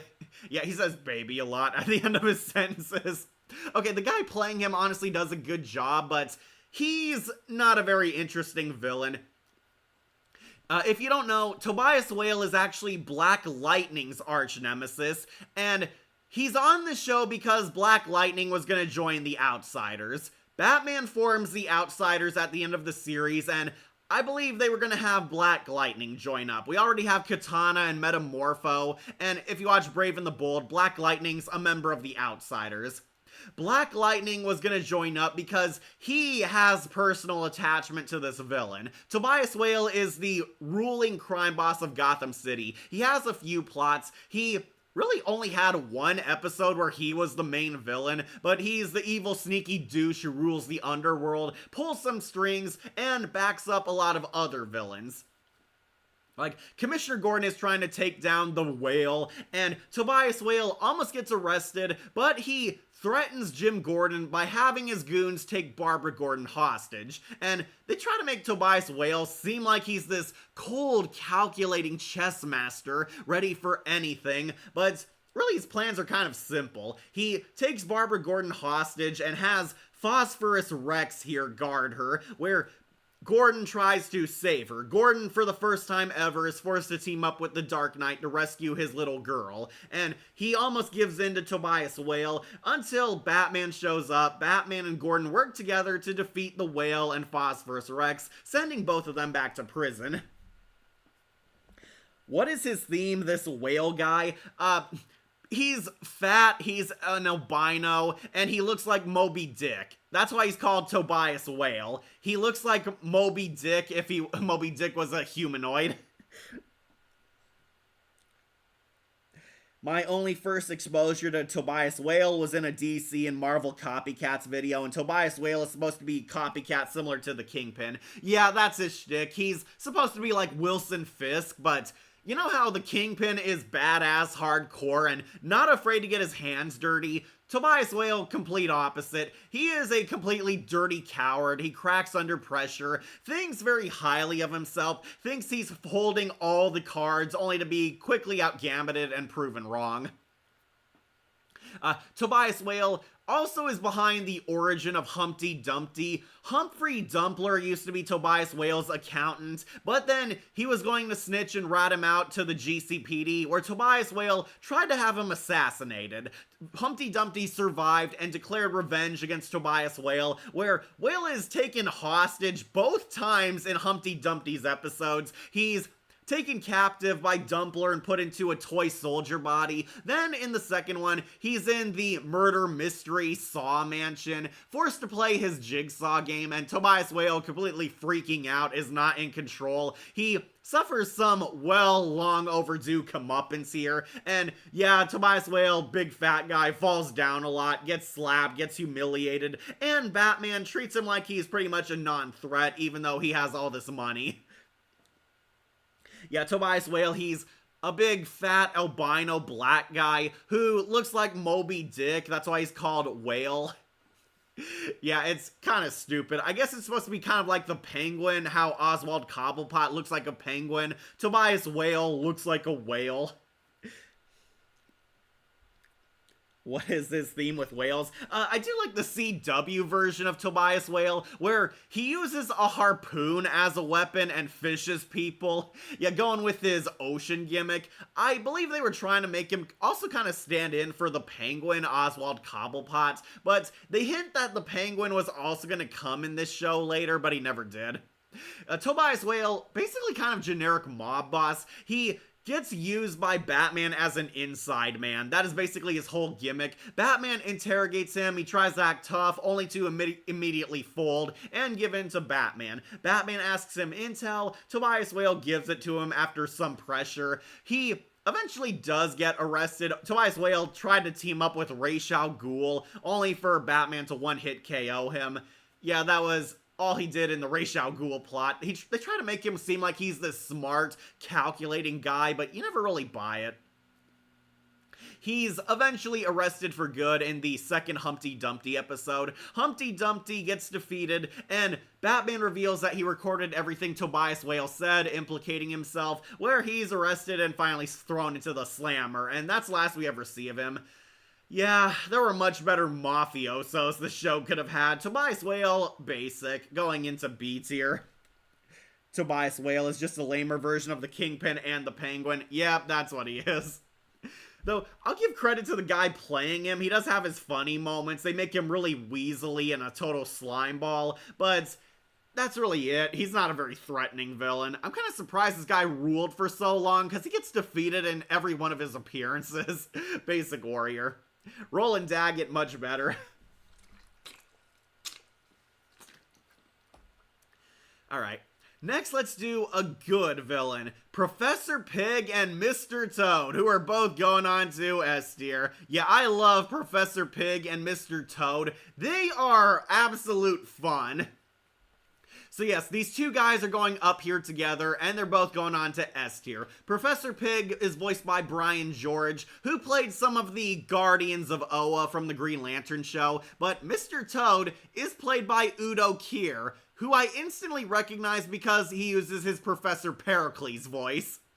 Yeah, Professor Pericles plays Mr. Toad, and these two, they are absolute fun. They are so crazy, over the top, insane fairy tale terrorists.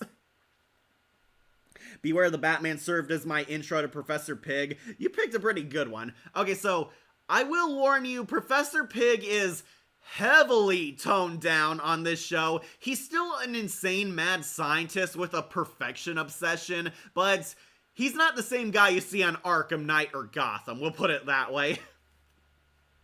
Professor Pig and Mr. Toad are kind of the stand-ins for Poison Ivy and Mad Hatter. Mostly Mad Hatter, but they have environmentalism in there. Professor Pig and Mr. Toad are basically violent serial killers who justify their crimes as fighting back against damage to the environment or animal abuse. They claim to be helping people, but really all they're doing is committing crimes and killing people left and right. They're fairy tale supervillains. Professor Pig and Mr. Toad. Mr. Toad is a metahuman. He's a living toad man. Professor Pig is wearing a mask. He wears his creepy pig mask and actually wears kind of like a dapper business suit in this version. They drive around in a jalopy shooting a cannon at people. Professor Pig has an old-fashioned musket rifle. Mr. Toad has a black canary scream. He does like a sonic shriek like a ribbit like from Pokemon. Professor Pig and Mr. Toad make their debut appearance in the first episode of the series, which honestly kind of won me over and got me interested in the show. Professor Pig and Mr. Toad claim to be doing good and fighting for the environment when really all they are deranged serial killers hiding behind what they claim are good intentions. In the pilot episode, they capture Simon Stagg, Mr. Terrific, and Alfred because the CEOs abuse the environment and animals, so they're going to hunt them down like animals. Yes, really, it is so crazy. They capture Simon Stagg, capture Mr. Terrific, and Alfred unintentionally gets captured. They were trying to get Bruce Wayne because they want to hunt the millionaires like animals in their most dangerous game. They built like a jigsaw hunting area where they will hunt you for sport. They're all chained and bound together and have to run if they want to survive. If they make it to the daylight without being killed by them, they're free. Otherwise, they're gonna totally kill them. Yeah, they hunt them down most dangerous game style. Batman has a lot of epic fights with them. Professor Pig is really jacked. He's also built like the Kingpin. Mr. Toad is more acrobatic and has his sonic shriek powers, making them pretty powerful foes for the Dark Knight to fight. They're kind of like the Mad Hatter because they do have a mind control scheme in one episode, but they are obsessed with their fairy tale gimmicks. They act like fairy tale characters, like they're actually really these supernatural mythical creatures, which adds kind of a fun personality to them. Yeah, Pig and Toad have a lot of personality. Ah, it's the Batman. Welcome to our summer lair, Dark Knight. We were going to invite you for some tea and a good old-fashioned pummeling, but we're all out of tea. They have like a funny lines like that, and one time they're like trying to kill a girl. They're like holding her hostage and gonna drop her off the roof, and Mr. Toad's like, care for a croissant? Oh, I really shouldn't. I'm trying to watch my diet. Well, maybe one won't hurt. And he's like snacking while they're dropping a girl to their death. They are that kind of villain. They're pretty funny. Do not care about all the lives they're killing or ruining. They are absolutely insane. And I love it. Yeah, this served as an intro to Professor Pig and Mr. Toad as well. Believe it or not, Mr. Toad and Professor Pig are not friends at all in the comics. They actually hate each other. Here, the show actually gives them a very fun bromance. Like, they're total bros. They love each other, they have each other's back, and always compliment each other. Pretend to act like cheery gentlemen when really they're deranged lunatics. I wish the Mad Hatter was in the show, since the show was about exploring obscure villains, and Mad Hatter doesn't show up too often. Yeah, I agree, Mad Hatter should have been in this show, but I guess he was still too high up compared to Magpie and Mr. Toad. Every time Professor Pig, every time he makes an appearance, he just steals the show. Also, Image first seeing this version of Pig, first we see Gotham and Arkham Knight and being shocked at the difference. Yeah, Pig's personality is massively different in this show compared to Arkham Knight and especially Gotham. I will say they capture the spirit of the Professor Pig we know and love, but also give him kind of this Mad Hatter type of personality. He loves being a psychopath, but he's a lot more well-adjusted compared to his Arkham Knight counterpart. Yeah, Professor Pig wears this dapper business suit, has that creepy pig mask. It's implied he's deformed under there, but sadly, we never get to see what he looks like. Mr. Toad actually is a frog man. That is what he looks like. That's not a mask he's wearing on there. Mr. Toad's also pretty funny. Every time these guys show up, as the chat points out, they steal the show. They are fun, they are kooky, they are crazy. They have a very wide assortment of weapons, and they're all like old-fashioned technology or fairy tale stuff. Mr. Pig actually uses like a musket, and they drive a jalopy with a cannon in it. They actually take out the Batmobile twice. They are pretty badass. They have on a few episodes, they appear the most, sadly for my Magpie fans. Pig and Toad appear in more episodes than she does. They are the biggest reoccurring villains on the show, always trying to defeat the Dark Knight, always trying to succeed in their environmentalism endeavors, really crime sprees, and always get into a lot of funny banter with the Dark Knight. They almost kill the millionaires, but Batman shows up and saves them. Pig also is a doctor in this version. He is a medic and has a lot of dark killer doctor jokes. Oh, you might need a bandage for that wound. Up, fresh out. Looks like that limb's gonna have to come off. And he wields like a bone saw. Really creepy.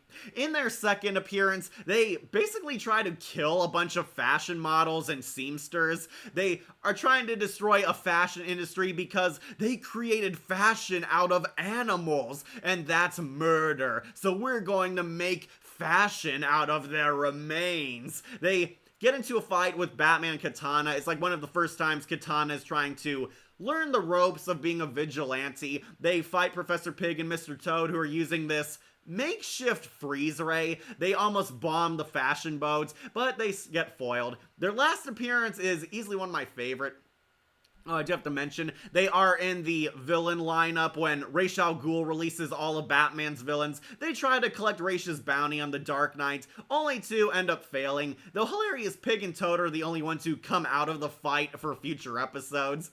But yeah, their last episode is one of my favorites. Professor Pig and Mr. Toad inadvertently create Man-Bat. Kirk Langstrom is trying to find the cure for deafness, but Pig and Toad attack him and punish him by forcing him to take the serum on himself because he was using bats as test subjects, and that's wrong. And they turn Langstrom into Man-Bat, where this is where the Mad Hatter comparison comes in. They use mind control technology to enslave Man-Bat because Professor Pig wants to form an animal army for his Circus of Strange. Yep, the Circus of Strange is alluded to in this show. Man-Bat is actually a good guy in this show, and he's brainwashed into serving them. And they steal his serum to make human-animal hybrids, so Mr. Toad can finally get laid. Yeah, Mr. Toad has this hilarious subplot. He wants a mate, and Professor Pig actually helps his bro try to pick up chicks. Really take hostages. They abduct a bunch of women and they want to mutate one into Mr. Toad's future wife. Will you do me the honors and make me the happiest amphibian in the world? It's like all these women are panicking and screaming. That's frightened for yes, Toad. Yeah, Mr. Toad wants to marry a human woman and turn her into his sexy anime human monster girl. Hey, I'm back from cooking ramen noodles. What I miss, cat? Well, we're on Professor Pig and Mr. Toad right now. Funnest villains of the series. Yeah, I wish Mad Hatter would show up too. Every time Professor Pig, every time he makes an appearance, he just steals the show. Also, yeah, he's on like the posters, he's on a ton of clips. You can actually find clips of Pig and Toad's best scenes from the show here on YouTube. Highly recommend checking them out. Boss, it's the Bat Guy. That's Batman, Mr. Toad. Remember, respect our enemies. Between Mr. Terrific and Metamorpho, I think that it would be funny if James Gunn was secretly the biggest Beware the Batman fan and put them in his Superman film because of the show. Yeah, that would be pretty cool. Apparently James Gunn is also a Clayface fan because he's getting his own movie. I could be wrong, but I thought that Anarchy and Harvey Dent were the antagonists that showed up the most. That's in the second half of the season. Anarchy does show up a lot. Pig and Toad just have a lot of screen time too. Yeah, in the second half of the season, Harvey Dent and Anarchy become the main villains. Pig and Toad are reoccurring villains in a lot of episodic standalone tales. Though I do like them. They eventually free Man-Bat, and Professor Pig and Mr. Toad finally get captured in their last adventure. They're taken to prison, but I'm sure they would have come back if Season 2 had happened. Yeah, I love these guys. They are fun. They are insane. They had a lot of fun writing these characters, and Brian George and Udo Kier definitely had a ball playing these hyperactive, insane baddies. They are so cool, and I hope we see them again in future Batman media. I know Pig has appeared in Gotham, and was a surprise villain in Arkham Knight. Mr. Toad oddly hasn't shown up again, though I would love to see this version, just like Magpie, appear in future media. But yeah, these two, definitely S tier. They are the funnest villains of the show. I'm putting them on I Am the Knight.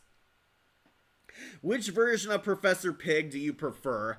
That is pretty hard, because Arkham Knight Professor Pig is a lot more comic accurate. Beware the Batman Professor Pig is a lot more fun, and has a lot of interesting plot lines. I might have to go with Beware the Batman Pig, because he doesn't annoy me with opera music. Wonder if the obscure Batman villain Orko was supposed to make an appearance, given Mr. Toad trying to find a wife, but the show was canceled before that happened, but it's just a theory. Yeah, they probably would have. I heard some people also theorize Pink Flamingo was going to join the Circus of Strange. I was very curious to see how the show would handle Flamingo. But yeah, Professor Pig, Mr. Toad, S tier, they are the best villains on the show. I'm putting them on I Am the Knight.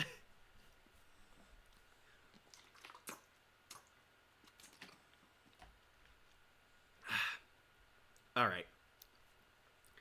Next, we should also bump off oppressed citizens of Gotham, your pleas for help have been heard. I am Anarchy, voice of the people. That is not the type of character this Anarchy is. Yeah, he's going on Anarchy. I did not like Beware the Batman's take on Anarchy. So, yeah, surprise, surprise, Anarchy is a major villain on this show. Anarchy is the reoccurring Endgame villain. Anarchy sees himself as the evil Batman. He is Batman's greatest worthy opponent, his greatest foe. You, the Black Knight, represent order and authority, but I, the White Knight, well, I'm Anarchy. Anarchy is played by Wallace Langham, who my Twilight Zone fans should recognize as the protagonist from Mr. Motivation. Yeah, seriously, that guy is Anarchy. Anarchy is not actually a little kid, even though they try to tease that he is. Anarchy is a grown-ass adult who wants to become the Dark Batman.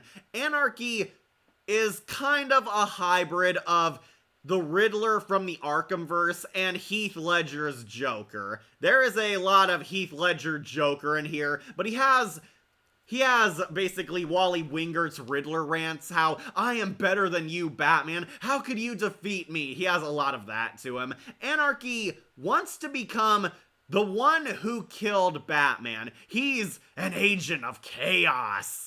Anarchy wants to destroy Gotham City, and to do so, he has to remove his biggest obstacle, Batman. And I was not super into Anarchy. For one, his design is weird. They made him look like Moon Knight for some reason. Yeah, don't ask me why there's so many Marvel connections, but Anarchy is now completely all white because it parallels Batman's all black. He has this weird mask that moves along with his face. It is pretty trippy. His voice is not really intimidating. Anarchy is a lot more effeminate, very high pitched, and his fights with Batman always result in him losing. Anarchy is the endgame villain. He wants to be Batman's ultimate enemy, only to be completely defeated in every one of his appearances, and that's why I don't like him. I like Anarchy and Beware the Batman. I think that he's entertaining in it. Yeah, Wallace Langham is definitely having a fun time playing him. I see what they're going for, but here's the problem. He loses in every one of his episodes.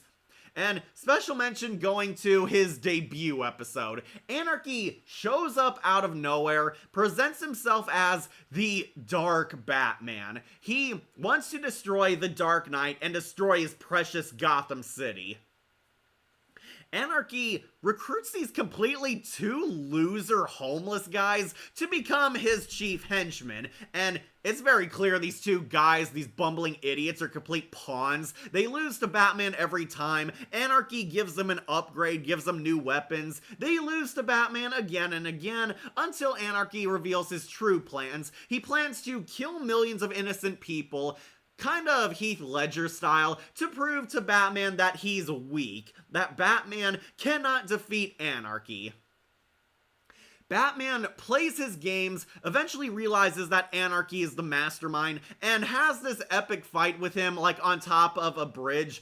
Anarchy is threatening to blow up, like, a skybox full of people, or, like, taking a tram across the Gotham Bridge from Arkham Origins, and Batman has to defeat and defuse his bomb. It's attached to him as a dead man switch. Anarchy is kind of suicidal, very much a terrorist willing to die for his causes. Yeah, they are kind of going with that take of Anarchy. And Batman, of course, defeats him. He defuses the bombs, and this is another reason why I don't like Anarchy. He has a lot of breakdowns, kind of like Edward Nygma from the Arkham games. Like, every time the Riddler is always pissed off that he's losing and losing his mind, Anarchy does that too, and this is kind of where I lost respect from him. Anarchy breaks down because Batman doesn't take him seriously. He doesn't see him as a threat, and he goes on this tantrum the first time he loses to the Dark Knight. Like, you're not my ultimate enemy, you're just another lunatic in a mask. Ugh, I can't believe this. Why don't you take me seriously? You don't know what an honor it is to be my archenemy. It's like a really big deal. And yeah, it is really cringe. Anarchy is a wannabe. He wants to be better than Batman. He wants the Dark Knight to accept him as one of the greatest villains he's ever fought, and Batman buys none of it. Batman does not take him seriously, and somehow Anarchy survives being hit off a 20-story bridge pole and falls onto concrete, only to pull a Michael Myers and disappear. Yeah, somehow he walked off those broken bones, but yeah, he pulls a Michael Myers on the Dark Knight just to show you that he does have some skill. Anarchy would basically become a reoccurring villain. He got some episodes. He is clearly the endgame villain for the show. He's Batman's ultimate enemy, kind of goes through character development, becoming better. Anarchy actually dupes the League of Assassins. He tricks Lady Shiva into working with him, almost unlocks the Titan. Yeah, they go to like a disease center, and Anarchy unleashes Titan and threatens to unleash it upon all of the city unless Batman and Shiva play his game. They eventually defeat him. Anarchy actually takes Ra's al Ghul's body, but gives it to Lady Shiva in exchange for a favor. Yeah, Ra's al Ghul is weirdly in this cryotube. It's never explained, but yeah, he abducted Ra's al Ghul, gave her back to Lady Shiva, tried to show you how smart he is, that he's manipulating other villains. Like, he outsmarts Lady Shiva, he almost takes Ra's al Ghul hostage, he almost unleashes Titan from the Arkham games upon Gotham City. Batman fights him when he has like a bomb attached to all of them. He attaches bombs to himself, the Dark Knight, Katana, and Harvey Dent, and ultimately he finally plays a role in the finale arc where Anarchy forms an alliance with Harvey Dent. This is Two-Face down here. Anarchy and Harvey Dent work together. Anarchy hires Deathstroke to help terminate the Batman. He fails. Then Anarchy and Two-Face cook up their own scheme where they almost succeed in killing the Dark Knight. The Dark Knight and Katana look like villains at the end of the day. Deathstroke almost kills them. They get away. Batman has lost control of the city. And then Anarchy gets betrayed by Two-Face. Yeah, even in the finale, just when Anarchy seems like he got a victory, instantly taken away. Yeah, Anarchy struggles to fight Two-Face. Two-Face. Harvey Dent betrays Anarchy, and Anarchy is completely butthurt that Two-Face outsmarted him. Why did you betray me? We were partners. You're such a Two-Face. Anarchy, to his credit, almost kills Harvey, but James Gordon saves him, and Anarchy is scared away. Yeah, Anarchy is scared away not by Batman, but by Commissioner Gordon. Lame. Yeah, that's kind of my problem with Anarchy. They keep trying to hype him up, and every time it seems like he got a total victory or is one step ahead of Batman, he's quickly defeated by everyone. Batman beats him, Katana beats him, friggin' Two-Face beats him, and Commissioner Gordon with just a gun scares him away. Anarchy is last seen in the ending of the finale, planning the next phase, implying that he still has a trick or two up his sleeve. Anarchy is in his weird man cave, setting up a new chess game that next time I will destroy you, Batman, and unfortunately the show got canceled. I did not like Anarchy on this show. I thought he almost came close to being good. He does have some badass moves. I do like the episode where he plants bombs on all the characters, and including himself, for this crazy Heath Ledger scheme, but he just keeps getting beaten or humiliated in every episode, and that's where I kind of lost my respect for him. Anarchy throwing these childish Edward Nygma tantrums does not feel in character. I think Arkham Origins had the superior Anarchy. Sorry, catch up on comments. Why does Beware the Batman version of Anarchy look like Moon Knight rather than the Anarchy comic or Arkham Origins? Yeah, this design choice was certainly a choice. They made him look like Moon Knight, which is really weird. According to Anarchy himself, he wants to represent the opposite of Batman. Batman dresses in all black, so therefore, I'll dress in all white. Why he couldn't just wear his iconic villain suit, I will never know, but that was the show's choice. I guess it made him easier to animate because Anarchy didn't need to be colored. Anarchy wants to be like the anti-Batman. He's fighting to protect criminals, to spread chaos and anarchy across Gotham, trying to destroy the city rather than help it, which is an interesting idea, but Anarchy ironically acted more childish. I guess they were foreshadowing that it is Lonnie Meshin under there, but we never get like actual proof or confirmation that it is Lonnie in the mask. Yeah, we also don't know much about Anarchy, which kind of made him worse. Like, is it Lonnie Meshin underneath the mask? That's who Anarchy usually is, but they imply this version is like a lot older than him. I like Anarchy and Beware the Batman. Yeah, I understand. A lot of people like him. I'm not one of them. Beware the Batman's Anarchy sounds a lot like Neil Patrick Harris. Yeah, he does. He has that type of voice. Professor Pig was also in Suicide Squad Hell to Pay. Yeah, I remember that in the best scene where he sees a naked Apocalypse Warrior. Yeah, I prefer Anarchy in the Arkhamverse. I do too. That one was a lot more accurate to the usual Anarchy, even with all the changes. Yeah, Arkham Origins Anarchy, much, much better. This Anarchy it became kind of obvious he was a stand-in for Heath Ledger's Joker, and it really showed. He's an agent of chaos. He doesn't plan ahead, he plants bombs everywhere, uses people. Yeah, this show took a lot of inspiration from the Nolanverse, and unfortunately, Heath Ledger, he is not. They took one of the coolest and interesting Batman and turned him into a wimp who gets defeated by everyone, who looks like Moon Knight. No wonder why Anarchy doesn't make that many appearances. Yeah, okay, so I will say this Anarchy is better than the Arrowverse Anarchy. Yeah, remember Anarchy was an Arrow. He was Damien Dark's super psychotic thug who wanted Thea to be his mommy. Yeah, this version is a step up above that one. Yeah, Arrow did Anarchy dirtier, but Beware the Batman's Anarchy, I didn't like him because every time it seemed like he was about to get cool, he'd be humiliated and defeated at the end of every episode. Batman humiliates and defeats him, he throws temper tantrums when he loses, and Two-Face and Commissioner Gordon defeated him. This guy is a lame villain. He's going on to Anarchy. Yeah, I prefer Arkhamverse Anarchy too. That one was much, much better. This Anarchy, they tried, but they did not succeed in my opinion.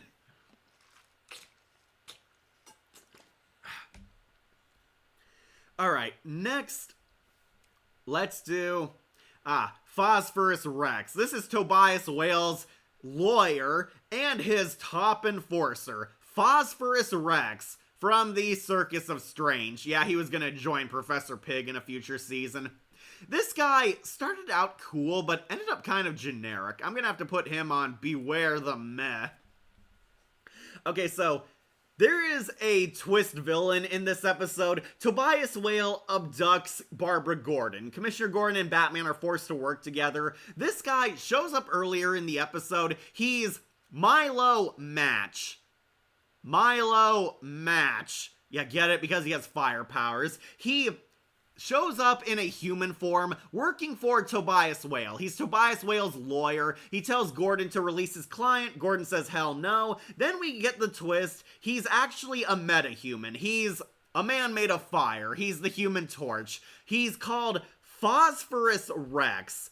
Yeah, I think they would have done better if they got the actual Dr. Phosphorus, but no, they got Professor Pig's minion, Phosphorus Rex. He reveals that he's a metahuman, a fireman. Everything he touches burns. I do like the cool action scene where Batman tries to hit him with batarangs, but he's so hot that he actually burns them midair. That is a cool scene, which is why he wins a point, but yeah, ultimately, he's just a stupid brute character. He's a fighter. He's the bodyguard who serves Tobias Whale. He has these awesome powers, but they don't really do too much with him.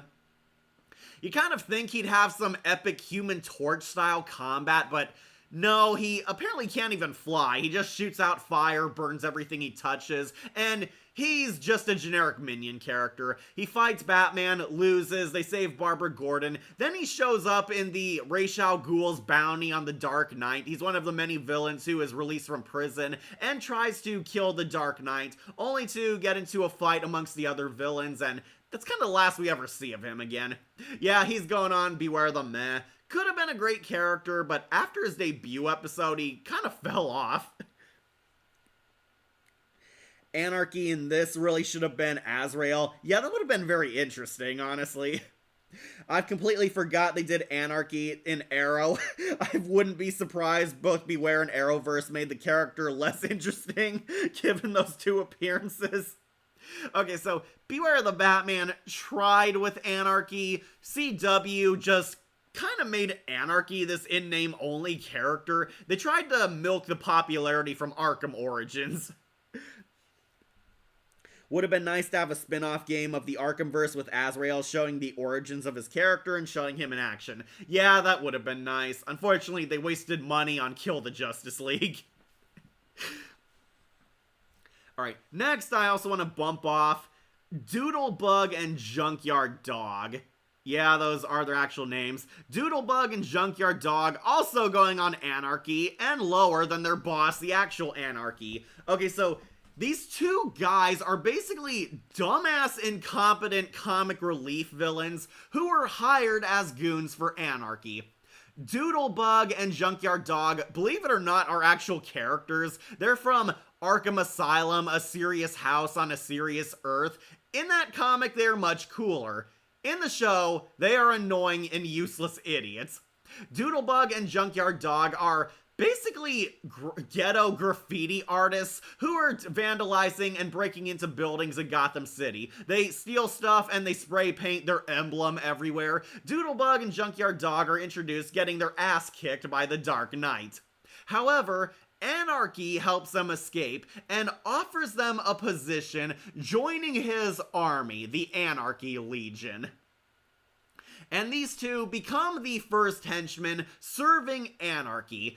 Anarchy actually kind of plays it suave and cool, pretends to be their friend, gives them weapons of mass destruction because Anarchy is a fan of their work, loves the chaos, the destruction, them sticking it to the man, and he gives them a lot of upgrades to help destroy Gotham and kill Batman. We find out Anarchy is just using these guys as pawns, which could be predicted even by the first graders watching. Yeah, these two are basically idiots. Carlos Alazraqui and I believe Phil Lamar play Doodlebug and Junkyard Dog, and basically, they get their butts whooped by Batman every time. They fight Batman with the new weapons Anarchy gave them. They lose hilariously. Anarchy breaks them out, gives them new weapons, they fight Batman, and Batman beats their ass easily. This is, their final upgrade. They have, super, Call of Duty armor given to them. They look like Spartans, and the Batmobile ends up defeating them. Yeah, they have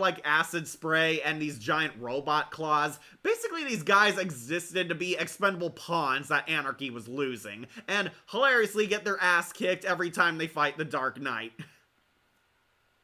Yeah, that's his actual name in the comics, Doodlebug. They call him Daedalus on the show because I guess they were building up towards his villain origin, but yeah, Doodlebug and Junkyard Dog, they suck. They are incompetent, inept villains, and they only existed because Anarchy needed cannon fodder. Yeah, they're going low on F tier. Screw these guys. Oh no, don't tell me there's Anarchy, Bebop, and Rocksteady. Yeah, that's what they were.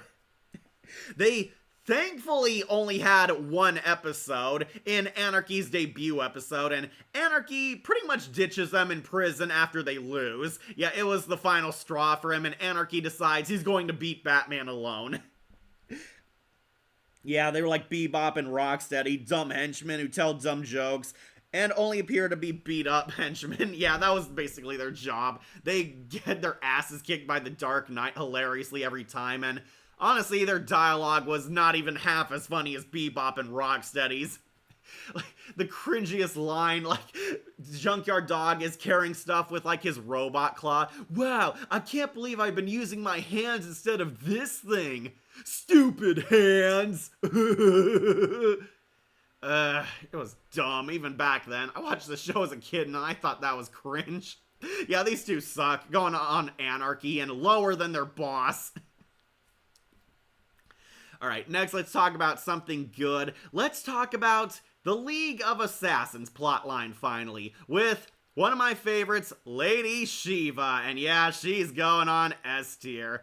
Love Lady Shiva, my favorite character in the show. Sorry, Magpie fans, but Lady Shiva, easily my Beware the Batman waifu. Lady Shiva got a really sexy makeover. Lady Shiva is Ra's al Ghul's right-hand woman. She's the second in command of the League of Assassins, and honestly kind of does most of the heavy lifting throughout the arc. Lady Shiva is introduced as this very creepy master manipulator and ultra badass. She calls the shots in the League of Assassins. She gives the orders. She knows everything. She sees everything. And she is so powerful that Batman and Katana cannot even beat her in a fistfight together.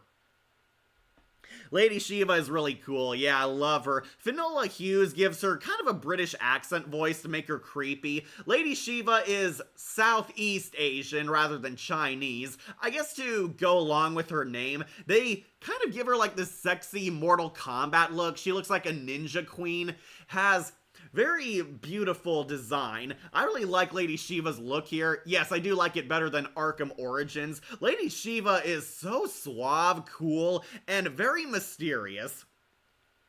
Shiva does not physically appear until halfway through the first arc. She's kind of like this mysterious voice in the shadows, giving commands to her ninja henchmen. The League of Assassins come in because they're trying to steal a device called the Ion Cortex. This is a super electric reactor which can give free power and energy to an entire nation, and Gotham City is testing it. The League of Assassins wants to use this to, of course, re-engineer it into a super weapon.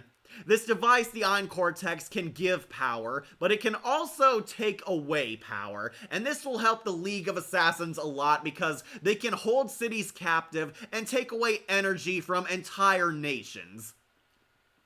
Shiva actually dispatches a few henchmen to abduct the creator, Dr. Jason Burr, and Batman and Katana frequently protect him, foil her and the League's attempts at stealing it. She finally makes her debut halfway through the first arc, where we see her sexy strut come in, revealing that she was watching everything. Her goon Silver Monkey tried to pull a Starscream and betray her, only for her to know everything. And yeah, I really love her. Lady Shiva means business. She is cold, very smooth, very smart, thinks ahead of the curb, is one of the best villains on the show. Like, her minion down here, Silver Monkey, he was her right-hand man. He tries to pull a Starscream and betray her, but Lady Shiva pretty much dominates everyone, dominates the battlefield, and shows no fear or even surprise to his betrayal. Like, attack her! Kill Lady Shiva! Why aren't you attacking? I'm afraid they fear me more than they fear you. A lesson I will reteach you. And yeah, Lady Shiva, really creepy. She actually kills someone on screen. She executes Silver Monkey's girlfriend, Dr. Ravencroft, killing her brutally with the Soul Taker sword. One of the most darkest scenes of this show. Love this Lady Shiva. Oh, love Lady Shiva in this too. Yeah, love her. She is awesome. Lady Shiva's really cool. Lady Shiva was voiced by Finola Hughes, who played Emma Frost in Generation X and the mom from Charmed. Yeah, Finola Hughes honestly did a pretty good job. Has this really suave and smooth voice, which helps give a very creepy aura to Lady Shiva. Like, she sounds so motherly and compassionate, even when she describes her villainous schemes and all the ways she can kill you. Yeah, Finola Hughes, I like her as Lady Shiva more than Kelly Hu. Yeah, controversial opinion, I know, but I said what I said. But hey, at least she didn't get punk killed like in Dark Apocalypse War. Oh, don't remind me.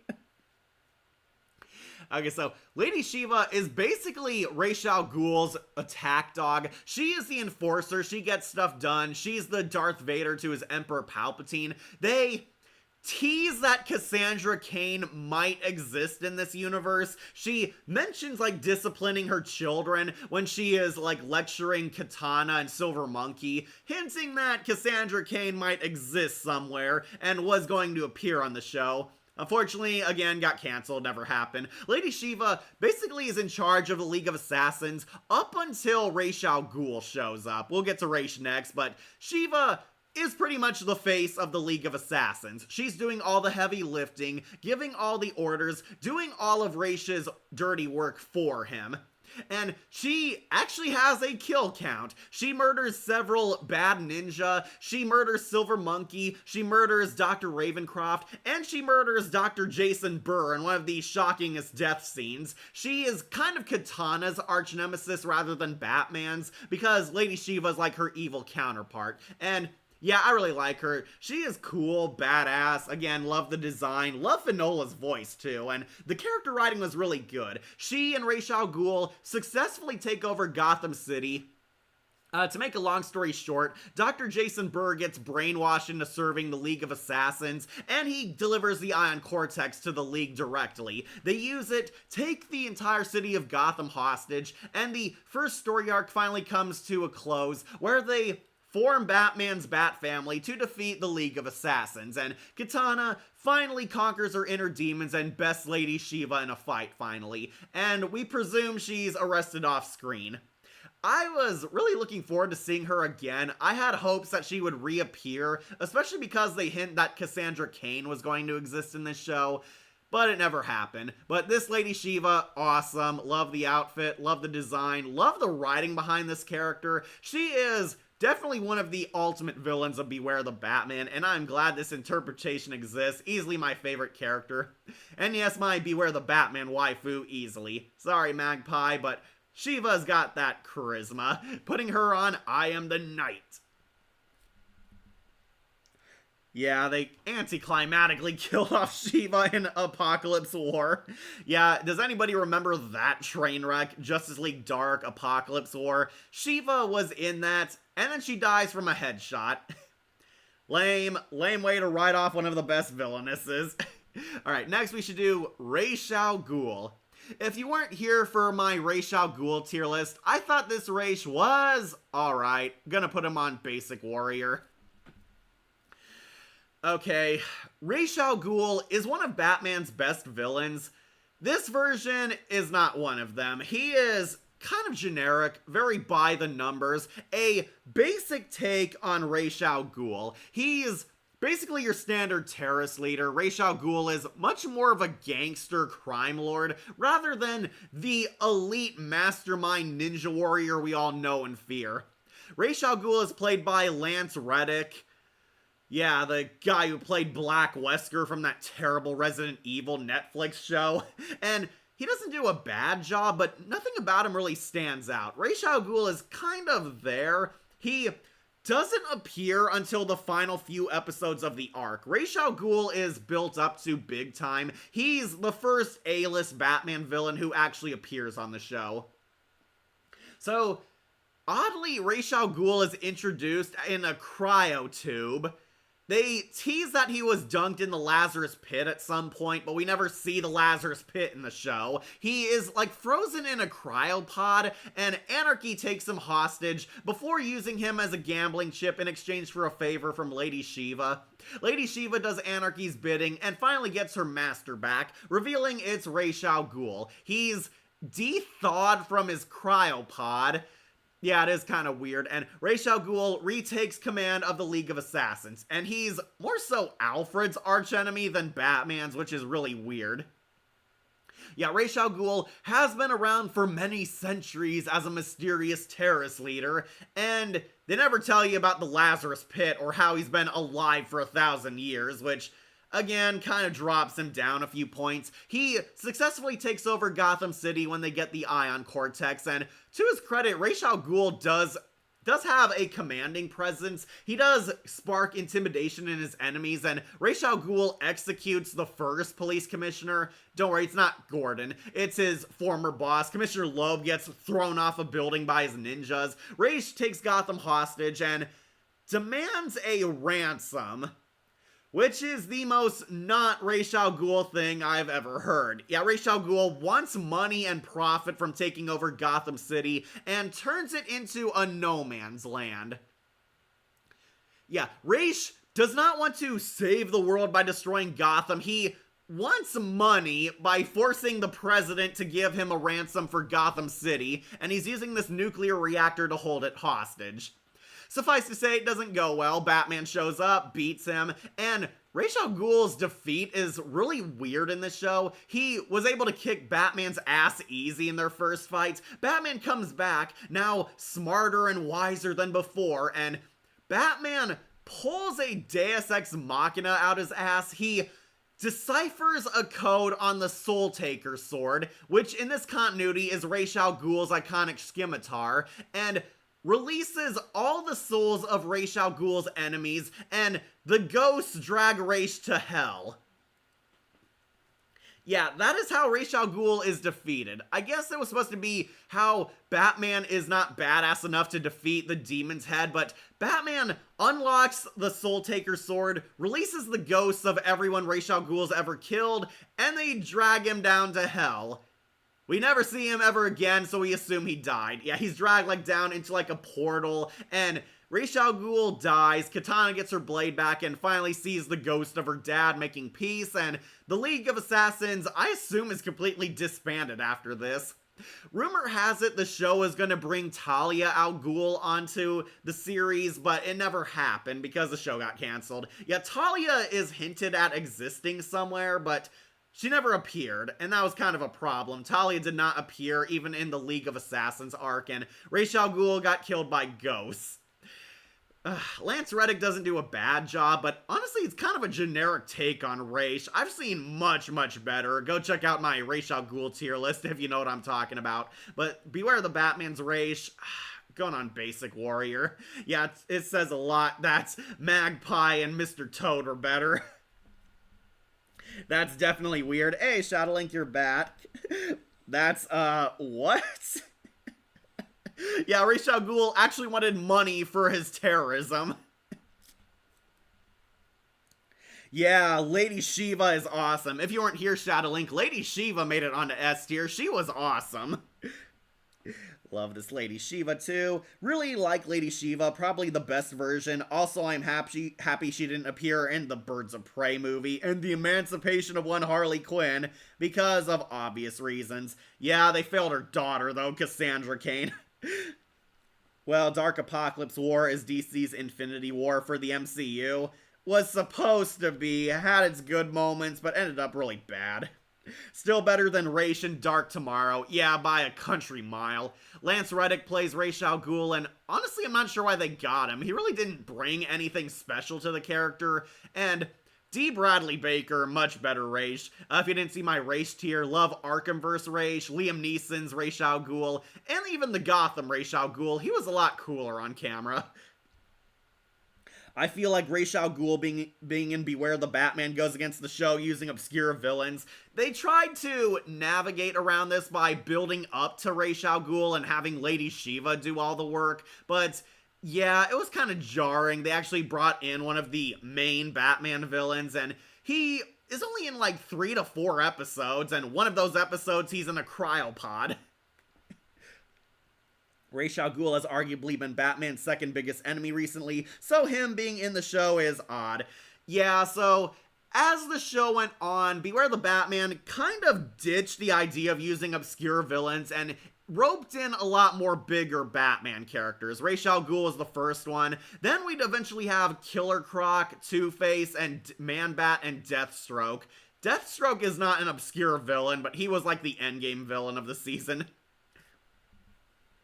That's definitely weird. I think that the show could have given Ra's al Ghul's role to Lady Shiva. They should have. Lady Shiva was awesome in this show. That's, what?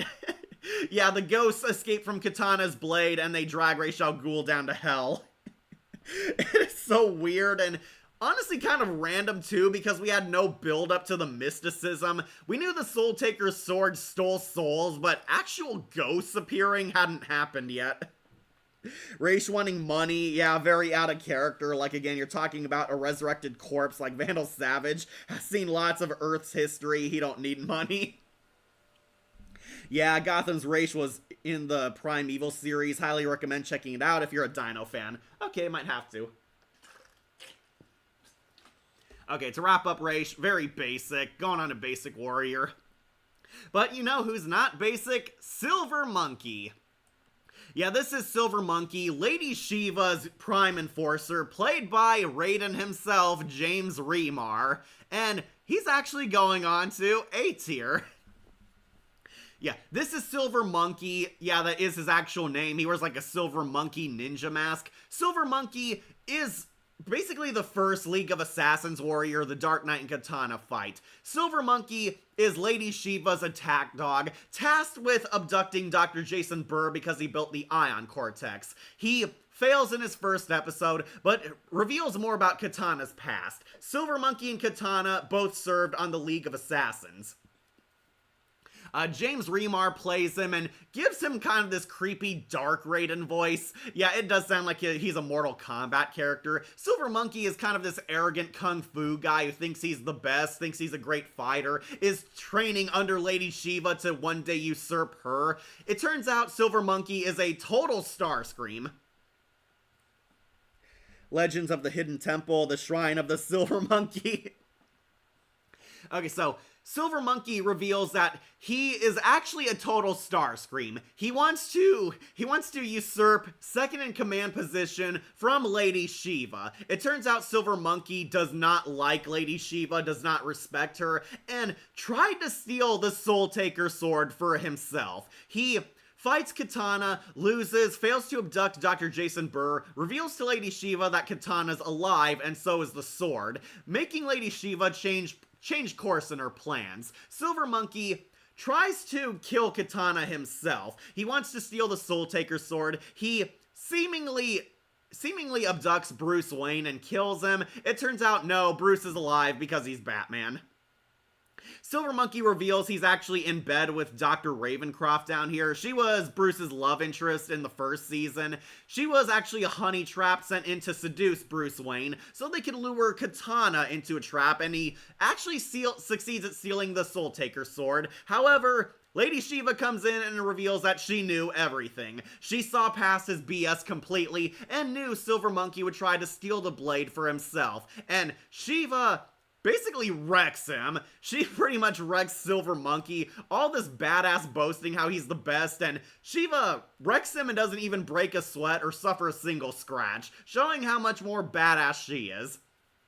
She basically makes an example out of Dr. Ravencroft, killing her with the Soul Taker sword, but she takes Silver Monkey back to the dungeon because she has extra special plans for him.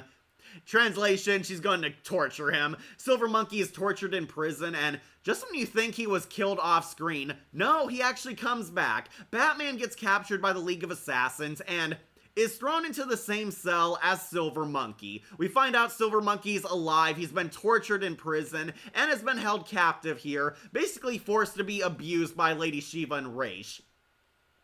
And this leads to what else? A hero-villain team-up. Batman and Silver Monkey work together to escape from the League of Assassins dungeon. They team up. We find out more about Silver Monkey, that he actually does have a sense of honor, realizes that he's not the best, realizes he's not better than anyone, and he and Batman form an odd friendship and respect with each other. They escape the dungeon, and Batman tries to sabotage the Ion Cortex reactor, only for Silver Monkey to show up and save Bruce the last second. Yeah, Batman decides to go alone. He helps Silver Monkey escape. They go their separate ways, but Silver Monkey came back. Lady Shiva beats Batman's ass, only to be thwarted by Silver Monkey. And he actually heroically sacrifices himself to save Batman. He saves Batman because a life with no honor has no meaning. He saves the Dark Knight, sends him away, and he heroically sacrifices himself trying to kill Lady Shiva. This was long overdue. Indeed. And they have a final sword fight, and we don't see it, but Lady Shiva beheads him. Yeah, Silver Monkey gets his head sliced off by the Soul Taker sword, and Lady Shiva reveals he is dead when Katana and Alfred show up in a later scene, and she's holding like his severed mask and throws it at them, taunting them that you think you have a better chance at defeating me, and she throws down Silver Monkey's mask, revealing that, yeah, he died. He totally died. So basically pulling a Killmonger on Marvel What If for Obadiah Stane. Yeah, kind of. Silver Monkey actually had a shockingly decent redemption arc. Believe it or not, he's like one of the few who had deep character development. He started out as this arrogant jerk villain, tried to take over Gotham, tried to completely backstab Lady Shiva Starscream style, only to be completely trounced by her. Yet Lady Shiva is indeed the best even on this show. She beats him, throws him in a dungeon. He and Batman form an odd respect for each other and team up escaping the dungeon, where after he had the chance to escape, he decided to come back and go down swinging back against Lady Shiva, only to ultimately die saving the Dark Knight, and that's unfortunately where his arc ends. Honestly, I did actually end up liking this character. He went through a surprisingly deep amount of character development. I'll put him on awesome. Flawless display, Silver Monkey. Okay, not done with the League yet. Got 2 more members. Let's do Cypher. Cypher, the brainwashing ninja. Cypher I did like this character. I think I also put him onto Flawless Display.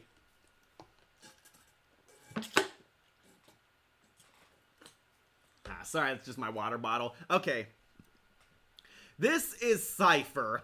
He's a psychotic machine. A machine? No, I'm a man like you, only upgraded. Cypher is actually a villain from the comics, if you can believe it or not. In the comics, he was kind of a petty thief who used music to hypnotize people. The show completely reinvented him. Cypher is pretty much an in-name only character, but they gave him a really great Extreme Arkhamverse makeover. Cypher is a cybernetic ninja, kind of like the cyborg ninjas from Mortal Kombat, who has the power to mind control people. He has these like Dr. Octopus extension cords where he can plug into your brain and make you his puppet. Cypher is the second ninja dispatched to abduct Dr. Jason Burr. Dr. Jason Burr built the Ion Cortex, and after Silver Monkey failed, they released this guy who's a more elite ninja, and he mind controls Dr. Burr and Katana. He like breaks into their minds, and unfortunately the one limit this guy has is he has like very small strings. They have to like be attached to them. Yeah. He has to have these things attached into people's heads. These like weird wires, these Dr. Octopus claws that go into his palms, go into their brains, and they're basically like marionette puppets. It's kind of a big weakness, but yeah, Cypher takes them hostage, and Batman has to like basically outsmart him, has to outthink him, has to avoid hurting the hostages. Katana is almost used to kill the Dark Knight, but Batman finds out that he does have limits, that he tries to bluff the Dark Knight saying, if you detach the cables then I'll fry their brains. Batman finds out he actually can't do this. Cool, sweet, cyborg ninjas are cool, yeah.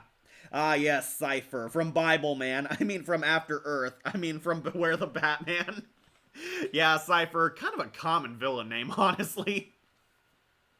Yeah, this guy is really creepy. He's like always crawling on the ceiling, kind of like Spider-Man, extending these cables. I believe James Arnold Taylor voices him, and you can tell it's him because he uses his Darth Vader voice from Johnny Quest. A machine? No, I'm a man like you, only upgraded. If you sever the cables, I'll fry their brains, Batman. Yeah, this guy, actually a pretty threatening villain. He holds hostages, basically. Batman helps Katana basically master her mind, and Katana breaks free from him. And surprise, surprise, after they sever the cables, they fry his brain by using the cables on his own mind. Yeah, kind of like that Bane ironic way where they hoist him by his own petard. Cypher is KO'd, but we find out he's not out of the game yet. In a twist ending, we find out Dr. Jason Burr is still under control by Cypher. We see Dr. Jason Burr wake up in the hospital and his eyes are still the mind control green, hinting that Cypher is controlling him. Cypher actually reappears in prison. He's another one of the villains released for that bounty on the Dark Knight. Ra's al Ghul busts out all of Batman's villains, offers them a piece of the city if they kill the Dark Knight. Cypher is one of the villains, goes there, and controls a few of the villains, only to end up in a villain brawl over who gets Batman. Yeah, unfortunately those are his only two appearances. It's implied he's controlling Dr. Jason Burr when he's working with the League. Here's Dr. Jason Burr with the Cypher link plugged into his head. That's kind of how he controls them. Cypher is like manipulating him, but off screen. Yeah, we never see him like get his comeuppance or anything. I'm gonna put him onto A tier. He's a cool villain, but unfortunately a very short-lived one. Flawless Display. Alright, next, last League of Assassins member, Dr. Bethany Ravencroft, who I'm gonna put on Beware the Meh. Yeah, sorry, ending on kind of the weakest one of the lineup. This is Dr. Ravencroft. She's introduced like she's going to become a major character. A lot of fans theorize she was Talia al Ghul, but oddly she wasn't, and it would have been better if she was. Dr. Ravencroft is actually a psychiatrist who helps criminals redeem themselves. She was attached to the Magpie Project. In her first episode, we're duped into believing Dr. Ravencroft is Magpie, but we find out, no, it actually isn't her. It was her assistant. Her assistant is Magpie, because Ravencroft and Magpie kind of look alike. No, Batman ends up saving her from Magpie, and we find out that she has feelings for Bruce. They kind of try to make her like Nicole Kidman's character from Batman Forever, like Dr. Chase Meridian. She's a psychiatrist who falls in love with Bruce Wayne. Bruce and Ravencroft end up dating and hook up, and then we find out in a twist, she's actually serving the League of Assassins. She is a honey trap sent in to seduce Bruce Wayne, when really she's dating Silver Monkey. Yeah, she's Silver Monkey's side piece. Ravencroft is actually a member of the League of Assassins. Tragically, we never see her do anything badass, because when it's revealed that she's in cahoots with Silver Monkey, she dies. Yeah, she actually dates Bruce Wayne for a few episodes, lures him into a trap, and we find out Silver Monkey has been using her all along to lure Bruce and Katana into a trap. She actually does get some character. She feels sympathy for Bruce and didn't want to kill him or hurt him, but it doesn't really go anywhere. A lot of fans thought she was going to be Talia al Ghul, and honestly I would have liked that twist, but no, Talia never appeared in the show yet, and tragically never did. Instead, she gets killed, but not by Silver Monkey, by Lady Shiva. Lady Shiva proves that she's only the hot bad bitch in the league, and she actually kills Dr. Ravencroft. After Silver Monkey is exposed as a Starscream, Lady Shiva beats his ass, then executes his side piece, his girl, Dr. Ravencroft, to punish him and make an example of her. And she's the first victim we see of the Soul Taker sword. Lady Shiva uses the sword to suck out her soul, and Ravencroft dies and turns into like this hollowed out corpse. It is a very gnarly and gruesome death. Yeah, Ravencroft pretty much dies then and there, her soul taken by the blade, and Lady Shiva proves that she's the woman in charge, and Silver Monkey's dragged off to his unseen fate. Yeah, she could have been a good character, and basically she's a decoy protagonist. We were led to believe that she was going to be important to the show, but ended up not being the case, and she ended up punk killed by Lady Shiva to show that the show is going in a dark direction. Cree Summer even played her, making it seem like she'd stick around, but nope, she died. Going on Beware the Meh. Cyborg ninjas are cool. Yeah, they are. Have to admit, this 2013 short-lived series had a good lineup of voice actors, and they did good on this. Yeah, I do agree. The voice actors are pretty good, very well casted. Agreed about if she was supposed to be Talia or Nyssa from Arkham Knight. That would have been a better twist, but no, she is an original character. Yeah, she's going on to Beware the Meh. Alright, gotta use my first restroom break, but who do you guys want to see next? You want to see Two-Face, Killer Croc, Commissioner Gordon, Barbara, one of the obscure villains? Tell me down below. I gotta use the restroom, but I'll be right back. Get excited for who we're gonna talk about next.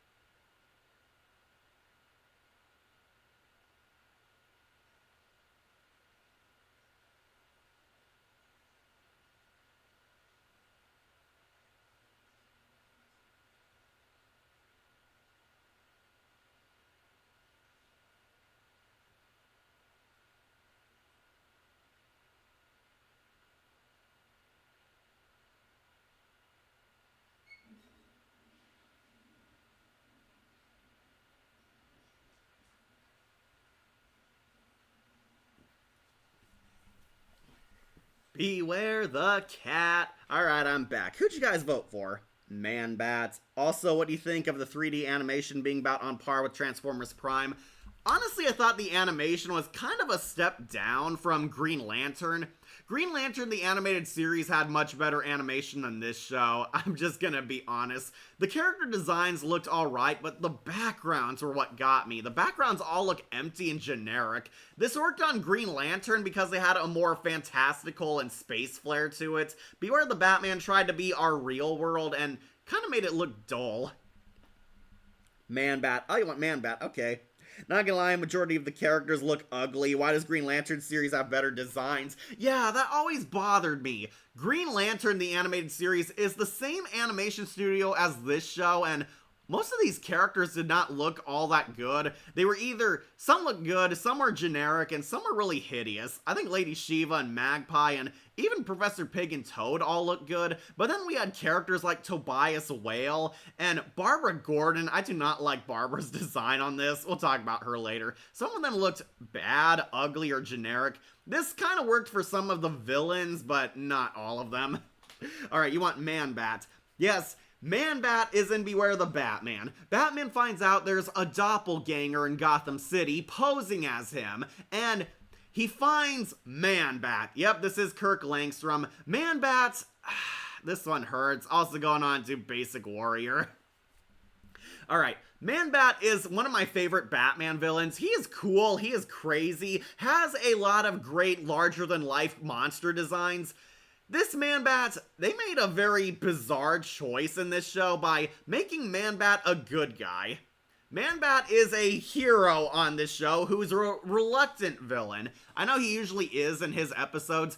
Man-Bat was a former scientist called Dr. Kirk Langstrom. He was manufacturing the cure for deafness until Professor Pig and Mr. Toad came along and forced him to mutate himself into Man-Bat, a half-human, half-bat hybrid monster. And Man-Bat is not actually evil. Professor Pig and Mr. Toad put a mind control device on him to make him their attack warrior. Man-Bat is recruited in their animal militia, and they make him their attack dog. He's their slave.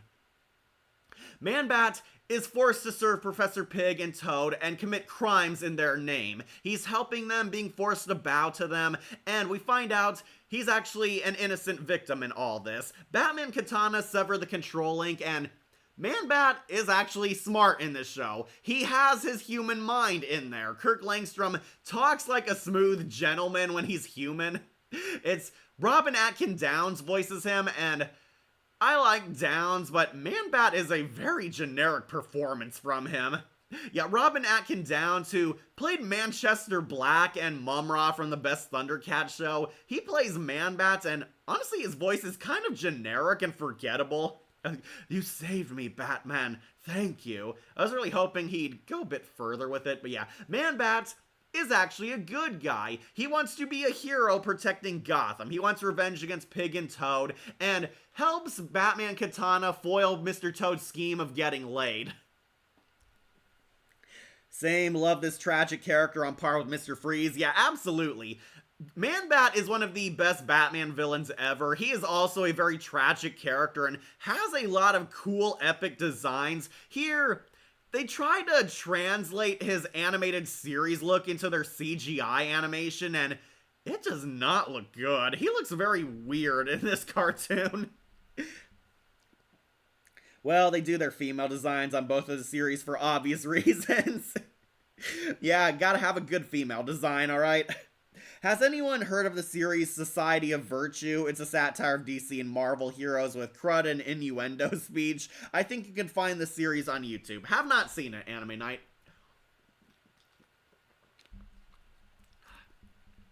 Okay, so another reason Man-Bat is on Basic is he's kind of underutilized. He appears in only 2 episodes, and both of them are close to the end of the series. Man-Bat is helping Professor Pig and Toad. Batman breaks the brainwashing on him. They save him, foil Mr. Toad's scheme of trying to find a wife, and Pig and Toad are sent to prison. Man-Bat is broken free, and Batman sees him as a victim and forms a friendship with him. Man-Bat joins the Outsiders in the finale. Yeah, at the end, Katana recruits all their allies to help them defeat Deathstroke. Slade has taken over the Batcave, so they bring in help to help Batman defeat the evil Terminator. Like, they recruit Metamorpho, Man-Bat, and Barbara Gordon. Barbara's down here. They help breach the Batcave, foil Slade's suicide bombing mission, and Man-Bat is officially a member of the Outsiders. Yeah, Man-Bat is a good guy on this show and was gonna join Team Hero. I honestly found that angle very interesting, but they don't really do much with it. Like, that is the problem. Man-Bat is underutilized, and I can only assume it's because they wanted to go back to the obscure villains. But yeah, this was a basic Man-Bat going on Basic Warrior. Kind of reminds me of Morbius from Spider-Man the 90s series, especially in the design. Yeah, I think they tried to make Man-Bat Morbius. I think the reason why some might not like Beware the Batman's animation is because everyone is used to the animated series and Brave and the Bold, which is 2D, so doing a 3D show might be odd to some. Well, here's the thing, Joseph. This was by the same company who made Green Lantern, the animated series, and they had some of the best CGI animation ever. So this one felt like a step down, and it doesn't help that it looks very bland and generic. Like, they should have tried to make it look like an Arkham series title, but I guess money definitely held it back. Yeah, that was why people hated it. The same company made Green Lantern the animated series, and it looks so beautiful and larger than life, while this one looks like this. Which design of Metamorpho do you like, this or James Gunn's Superman or Brave and the Bold? I grew up with Metamorpho from Brave and the Bold, so I'll go with that one. Yeah, that Metamorpho honestly had a pretty intricate design. This one, I thought it was alright. James Gunn's Metamorpho, he looked cool, I will say that, but not one of my favorites. Alright, so speaking of allies, let's finally talk about the Gordons. Jim Gordon, played by, I kid you not, Red Foreman, Kurtwood Smith. Kurtwood Smith plays Commissioner Gordon, and yep, he's gone on to S tier. I actually really grew to like this Commissioner Gordon a lot. It is so bizarre hearing Kurtwood Smith as Commissioner Gordon. I ought to put my foot up that anarchy's ass. That bat's on dope. Yeah, Kurtwood Smith, who plays Red Foreman, but my younger viewers might recognize him as Gene, the evil park manager from Regular Show. He's Commissioner Gordon. Yeah, Kurtwood Smith plays Commissioner Gordon, and honestly, it really did grow on me. Commissioner Gordon is at first against Batman. He doesn't trust vigilantes and actually sees Batman as a villain, but slowly grows respect for the Dark Knight. They work together. Batman starts to see good in Batman. Batman defeats Magpie, saves innocent civilians, and at one point helps him save Barbara Gordon when Barbara's abducted by Tobias Whale and Phosphorus Rex. After this episode, Gordon and Batman kind of become friends. Gordon sees that the Dark Knight is good and needed in Gotham, and they finally complete their alliance in the Ra's al Ghul arc. Gordon, Batman, and even Barbara work together to foil Ra's al Ghul's terrorist attack where the Ion Cortex steals all the power of Gotham City, and Gordon actually gets into some badass fight scenes. He takes out a few ninjas, has some epic fist fights. He and Barbara always snarking at each other. Kurtwood Smith definitely has good chemistry with Tara Strong. He and Barbara are so hilarious. I do love that he's also overprotective of Barbara. Like, when the episode where Barbara goes out on a date and he's completely protective and judgmental of the guy asking her out. What kind of a name is Creed? Some kind of hippie or cult name? You will bring my daughter back at her curfew time. Also, the main bad guy from RoboCop. What is this shit? Yeah. It is so hilarious hearing Kurtwood Smith as Commissioner Gordon. He actually does a pretty good job. This Gordon pretty funny. I can only describe him as kind of a prototype to the Telltale Commissioner Gordon. He's a lot more rough, gruff, and grizzled, much more of a hardcore veteran cop. Gordon is a good detective. He catches on to Batman's mysteries, is there to back him up, and he eventually does build a bat signal to contact the Dark Knight, hinting that they have grown as partners. They do tease at the end of the series, after Gordon saves Harvey Dent from anarchy, that Harvey says he should run for mayor, hinting that Gordon actually is interested in doing that. Gordon is actually a lieutenant in the first arc of the series. Then, after Commissioner Loeb is executed by Ra's al Ghul, he gets promoted to commissioner in the second half. Yeah, we see Gordon's rise from police lieutenant to commissioner. He becomes the head of the police department. Harvey Dent tries to get him fired, takes over his job, and last time we see, Gordon does get fired from command, but Gordon might be running for mayor, so he's going to get some authority back. Unfortunately, his show was canceled, never followed up on, but yeah, honestly, this is a pretty good Commissioner Gordon. Really like him. Feels like a prototype of Telltale Gordon, who is one of the best interpretations of this character. I will put him on to S tier. I think he's underrated. Yeah, Kurtwood Smith as Commissioner Gordon. That's some funny casting I did not expect.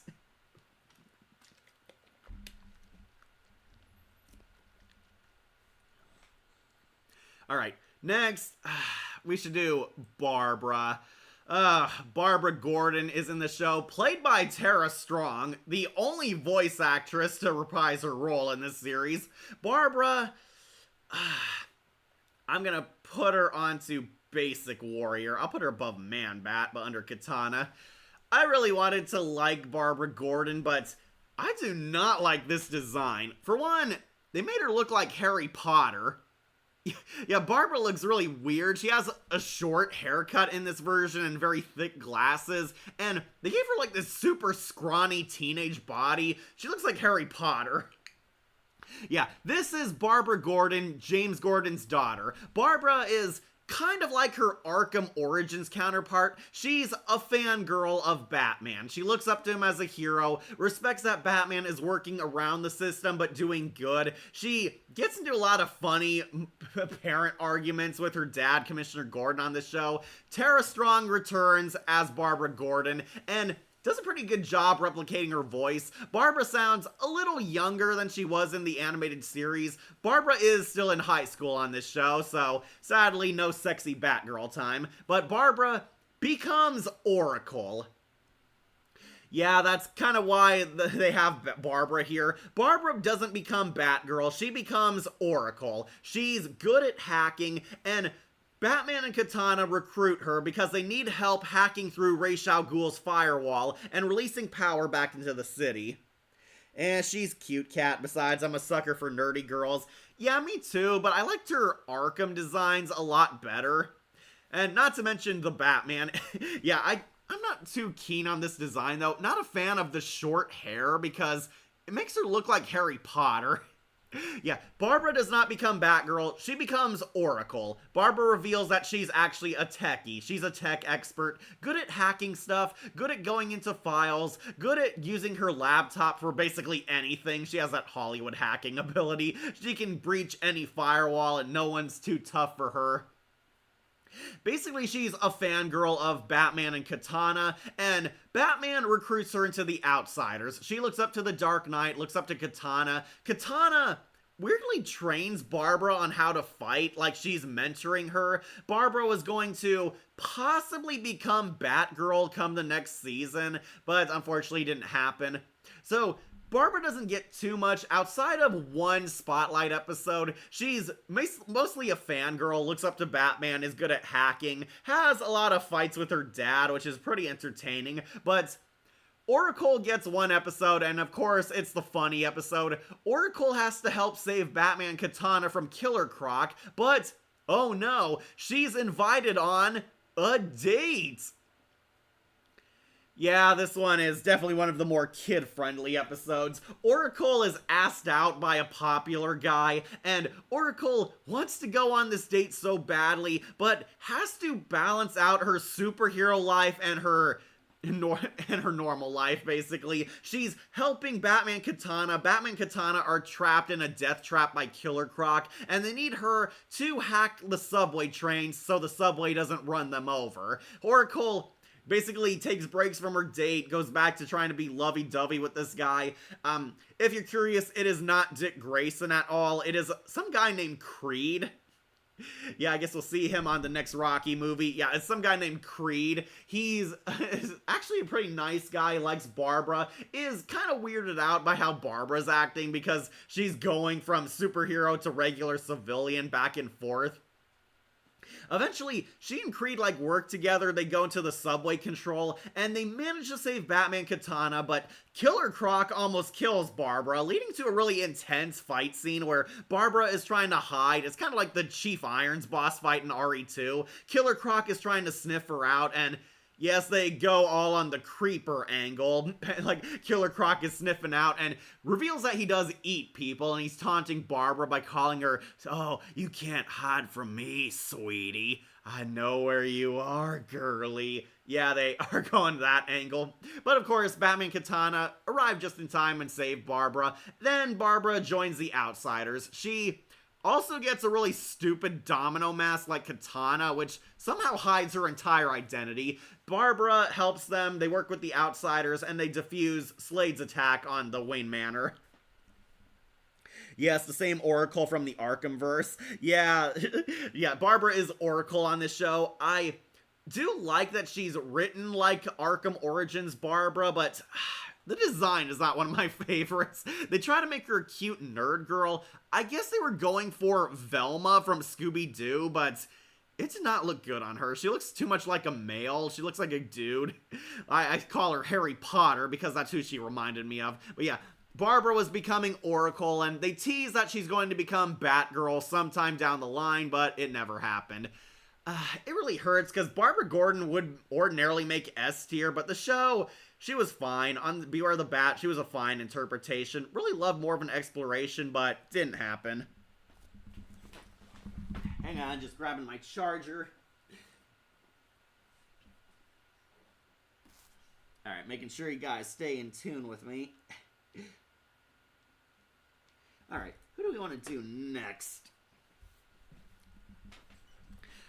Next we should do Humpty Dumpty. Yes, the show finally adapted Humpty Dumpty. That is his actual name. So, Beware the Batman actually gave an interesting interpretation to this character. I honestly only know of Humpty Dumpty because he was a profile in Arkham Asylum, so I was surprised to see that the show was actually going to have him. Humphrey Dumpler, aka Humpty Dumpty, was once a normal, loving, caring guy, if a bit of a man-child. He loved playing with toys, and he worked as an accountant because Humpty Dumpty, if you don't know the comics, he likes to fix things, put things back together. Humpty Dumpty actually started out as a normal guy. He was a regular accountant, he loved toys. However, his life was ruined when Tobias Whale and Commissioner Gordon's gang war interfered with him. Humpty Dumpty worked as Tobias Whale's accountant, and Gordon needed him for intel on the mob. He offered Humpty Dumpty protection, and Humpty Dumpty was going to snitch on Tobias Whale. He was going to give the intel. However, Whale tried to assassinate him. Whale was being transported by the police only to have their cruiser attacked, and Humpty Dumpty suffered some brain damage which broke him. Yeah, that's how they explain his insanity. Humpty Dumpty used to be a normal guy, then he suffered brain trauma and was completely traumatized and shocked by the attack to the point where it ruined his life. Humpty Dumpty completely disappeared off the map only to resurface years later with a plan of revenge. Humpty Dumpty is kind of like a toy man. He has toy soldiers, toy horses, a lot of goofy castle technology. Humpty Dumpty lives up to his name. He's like a fairy tale supervillain. He takes hostages who work and all these hostages work for either Commissioner Gordon or Tobias Whale. He wants justice, his revenge. His life was ruined by their mob war. And they actually made him both scary but also tragic. Humpty Dumpty, I want to put him into S tier, but I might have to put him onto A tier because his second appearance made some questionable new directions. Humpty Dumpty could have easily been an underwhelming antagonist, but he's interesting in the show. Absolutely. Yeah, I was wondering if they were gonna ever adapt the character from Arkham Asylum in anything DC. They finally did. I want to see Humpty Dumpty team up with Egghead. That would be great. Humpty Dumpty, a villain I didn't even know existed until Beware the Batman and Arkham Asylum. Yeah, that's how I know him. He was a profile in Arkham Asylum. If you're curious, in Arkham Asylum, you can find Humpty Dumpty's toy soldiers in the garden, in the botanical gardens. You see a bench with a bunch of, like, Nutcracker soldiers. Scan that and you get Humpty Dumpty's profile. But Humpty Dumpty is a completely tragic villain in this show. Humpty Dumpty felt betrayed, felt his life was ruined, and he wants revenge on both Gordon and Tobias Whale. Batman is going on like this murder mystery plot, trying to find out who did it, where it's revealed that it was Humpty Dumpty all along. He's putting hostages in toy soldiers, forcing them to shoot and attack people, trying to jeopardize their lives, but Batman intervenes, and we find out Dumpty is after the Whale and the Commissioner himself. Gordon and Whale get captured and are taken hostage in Humpty Dumpty's toy soldier castle. Yeah, somehow this guy has a ginormous fairy tale castle, and he built a toy soldier battlefield. One of these soldiers has Tobias Whale and Gordon in them, and Batman has to find them in time before all the soldiers kill each other. They're actually packing real guns, real ammunition, and a metric ton of bombs, and Humpty Dumpty's like sitting up in his castle wall, taunting them, telling them that he will have his justice and revenge. And Batman manages to save that stupid Tobias Whale, and he saves Gordon, but there's actually a pretty tragic confrontation. Humpty Dumpty reveals that he's a broken man. He's not a malicious supervillain. He is somebody who had his life ruined and destroyed, and is actually regretful for his ways. And I really like this scene. Humpty Dumpty is, I believe, played by someone from Kick Buttowski. I forget which, but he has like this really childish voice to give him like an innocence. Humpty Dumpty is kind of a man-child. He is in the comics and he is in the show here. Like, he's crying that he doesn't want to be evil. He just wanted his way. I didn't mean to hurt anyone, Batman. Not like how they hurt me. They dragged me into their war. Lieutenant Gordon, Tobias Whale, their war. I just want to go back to playing with my numbers and toys. But I can't. I can't go back. I can never go back. Humphrey, we can work this out. Humpty Dumpty is crying, and believe it or not, there's actually a dark scene where Humpty Dumpty runs up to his tower and tries to kill himself. Humpty Dumpty jumps off of the castle tower to end it all. Batman tries to save him, and don't worry, he's not dead. He breaks his arm off, revealing that it's another toy. It is a toy built like Humpty Dumpty. He fell off the wall, and now he's completely broken. Though, it like plays a recording to fool Batman. All the king's horses and all the king's men couldn't put Humpty back together again. It is very sad and disheartening. Yeah, Humpty Dumpty is completely broken. Then, after his defeat, Humpty Dumpty actually releases the hostages. Batman won the game, and he's walking away honorably, hinting that there is still some good in Humpty Dumpty, but he is completely broken and not the same person he once was. It is actually a really tragic and hardcore ending on par with the animated series. Imagine if Humpty Dumpty was Egghead's son. That would actually make sense the more you think about it. Yeah, it would. Okay, so unfortunately, Humpty Dumpty's second appearance kind of took away a little from him. Humpty Dumpty returns in a murder mystery episode where he takes a bunch of hostages. He takes, of course, Gordon, Whale, Batman Katana, and Mayor Grange, and puts them into his Jigsaw Clue game. He is playing a mansion game, kind of like Clue, where basically the players have to solve his mystery or they die in his Jigsaw level traps. This is actually a pretty cool episode, up until we get to the ending where Humpty Dumpty reveals that he's trying to avenge somebody who was wronged by the system like he was. Humpty Dumpty sees himself as kind of this anti-hero bringing justice, and he wants to help this wronged man wrongfully accused get his revenge. And it turns out Humpty Dumpty is not really doing this for the greater good, but kind of an excuse to kill people, trying to suggest that Humpty Dumpty has lived long enough to see himself become the villain. The wrongfully accused man was put in jail because he was accidentally escorting and smuggling stuff for Tobias Whale on his shipment. Gordon arrested him, the judge sentenced him to life in prison, and Batman Katana were there to basically get the evidence that condemned him. It turns out this guy actually holds no ill will towards Batman because his case was proven that he was actually innocent and he doesn't want to kill anybody, but Humpty completely loses it and tries to kill all the characters. No, this is my game, and I play to win! And he tries to shoot them with a cannonball. Batman fights Humpty Dumpty, and once again, Humpty is defeated with a great fall. Yeah, Humpty Dumpty is defeated by falling in all his appearances. He fell off the castle wall, then he falls on like a trap floor, and he falls basically to unconsciousness. Somehow he doesn't kill him, but apparently the pit wasn't that bottomless. Was Humpty Dumpty's voice actor also the voice of Gunther from Kick Buttowski? Yeah, that's him. That is him. It is Gunther from Kick Buttowski. It's kind of funny seeing him as a Batman villain, but yeah, Humpty Dumpty, honestly a pretty interesting character. Unfortunately, the second appearance kind of took away from the character more than it gave. His first episode, easily one of the best episodes of the series, so I'll still put him onto A tier, a flawless display. Humpty Dumpty, you are put back together. Okay, let's knock off some no-name characters.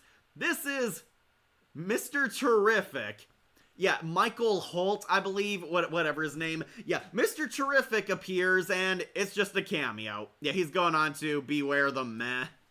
Yeah, Michael Holt, who would become Mr. Terrific? He appears in the pilot episode. He's one of the millionaires Professor Pig and Mr. Toad abduct for their most dangerous game. He's kidnapped alongside Alfred and Simon Stagg, and if you don't know, this guy becomes Mr. Terrific. And unfortunately, that was planned for season 2, and it never happened. Yeah, it's basically a cameo. Mr. Terrific was gonna join the Outsiders, and kind of a shame too, because James Gunn's Superman showed how awesome Mr. Terrific is. Yeah, he's going on Beware the Meh. It's a cameo. Shame too, because Gary Anthony Williams did a pretty good job voicing him. Yeah, he was Gunther from Kick Buttowski. Yeah, Mr. Terrific is just a cameo.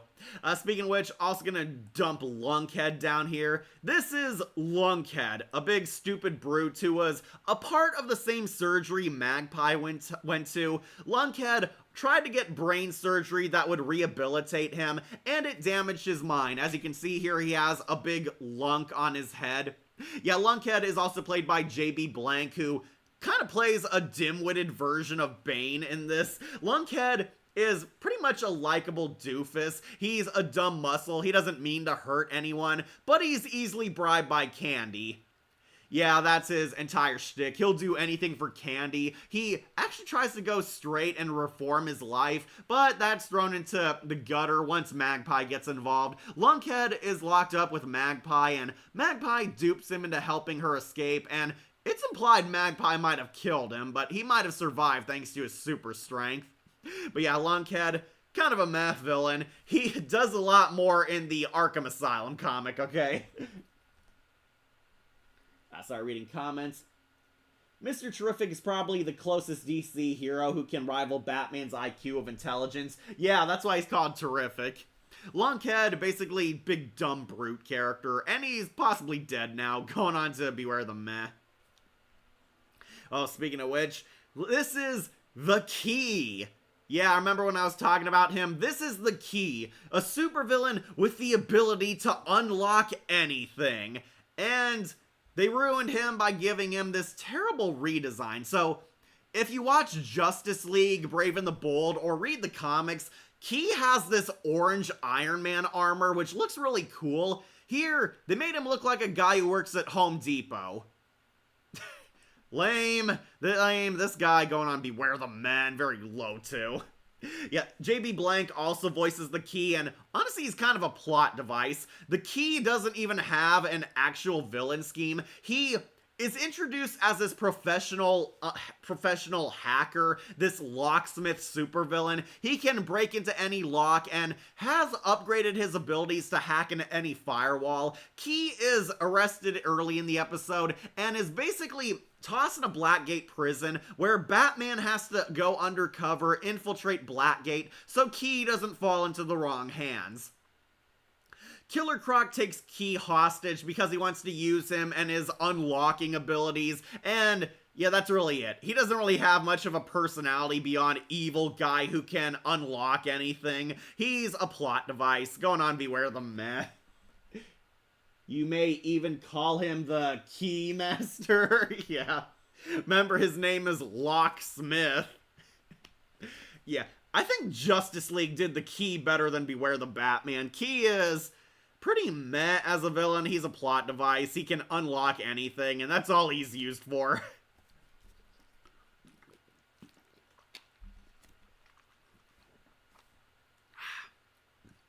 Alright, next I'll do the Ghosts. These are the Ghosts who might put them onto low A tier because I love their backstory. These are the Ghosts, and it's implied Anarchy comes from these people. Anarchy kind of wears an outfit similar to them, hinting that he's connected to them. The Ghosts are a creepy, voiceless gang who live in the poor ghetto of Gotham City. The Ghosts call themselves that because they were once people who lived in an industrial town of Gotham. They lived in Gotham City for years, and then their section of the neighborhood went completely under. They had an industrial city. The industry completely plummeted. It fell off a cliff. The economy crashed, and they lost their homes, their houses. However, they still live there. This entire section of Gotham City is sealed off, and the only ones who live there are the Ghosts. These creepy, silent, voiceless people who are basically crazy homeless people. Yeah, they're a bunch of homeless people who live in the abandoned side of Gotham's poor district. They kind of keep to themselves, live in the shadows, and survive by relying on each other, stealing scraps, are basically ghosts. They were once people who lived here and they refused to give up their homes and still live here as a reminder of their existence, haunting this closed-off city of Gotham, including Crime Alley. And yeah, I do like the idea. It's implied anarchy. It comes from these people, which is why his suit also kind of looks like them. And they also tease that Hush is here. We do see Hush is one of the ghosts. There's a guy with a bandaged face and also wears the trench coat, hinting that Hush is going to come in a future story arc. But yeah, Hush and Anarchy both are implied to have spawned from these people. The Ghosts help Tobias Whale and basically act as henchmen. Then they help serve Ra's al Ghul when Ra's al Ghul takes over Gotham. He takes away the power, and all the ghosts start springing out and spreading their wrath upon Gotham City. Unfortunately, they kind of stop appearing as the story arc progresses, but I thought they were a pretty fascinating addition to Gotham. These are definitely interesting characters, and I would have loved to know more. I'll put them low on A tier. Locksmith from the Matrix trilogy was better. The Key had a bright and recognizable design in the comics and other appearances, but in Beware the Batman, a bland and forgettable design. Yeah, I hate this redesign. Key looks like an old guy who works at Home Depot. It is not at all a fascinating design. In the comics, he had a much brighter, flashier look. He wore kind of an orange Iron Man suit, and that is much cooler than how he looks here. The Ghosts, honestly pretty interesting characters. Unfortunately, they don't end up super explored, but it's hinted that Anarchy was connected to them, and we would have seen Hush spawn from them. They'll go on low A tier. Alright, next we'll do Ava Kirk. This is Bruce's love interest, Ava Kirk. Who's Ava Kirk? Honestly, nobody who really matters. Going on Beware the Meh. Yeah, I'll put her under Phosphorus Rex, honestly, because he was at least cool. Ava Kirk is a childhood friend romance of Bruce Wayne's. She is set up like she's gonna be a major character. She's pretty much dating Bruce by the end of the season and becomes his, I guess, reoccurring girlfriend. Ava Kirk is honestly not too important because her dad is more important in the story, and her dad is Manhunter. Manhunter, going on a basic warrior. Yeah, so these two come together. Ava Kirk is the daughter of the Manhunter. This is not Manhunter from Green Lantern, even though he kind of looks like him. This is Manhunter Professional Military Commando. Manhunter is a badass assassin slash commando, good at espionage, marksmanship, and basically a lot of spy skills. Manhunter was held hostage by this evil country so they could mass produce clones of him. Manhunter was held in a cryotube, had his DNA stolen so they could make evil robot Terminators with his skill. Manhunter manages to escape and wants to reunite with his daughter Ava here. Ava and Bruce are basically the couple in this show, and Ava Kirk didn't really get time to shine. She's kind of Leslie Tompkins. She runs a clinic in Gotham, is a doctor, and basically helps people. And the only thing that makes her important is she's the daughter of this guy. Manhunter is being hunted, and he is trying to derail the villain's plans. This evil mad scientist guy is making Manhunter Terminators, and the clones, thankfully, are all robots, so they can basically kill them all willy-nilly. Yeah, he has like this high-tech gun that shoots them, and the robots disintegrate into nanites. Yeah, it is a weird episode, honestly. But yeah, Manhunter, played by Xander Berkeley of all people, comes in, reveals he's this missing commando, and he and Batman work together to help him derail this evil mad scientist. They kill all the clones, and Manhunter and Ava Kirk are reunited, but Manhunter has to go out because he's still wanted by dozens of countries. A lot of people know who he is, and now that they know he's alive and kicking, there's definitely a target on his back. He makes peace with his daughter, and Manhunter leaves. It's implied he'll be a reoccurring ally, but honestly, I didn't really care for these two so much.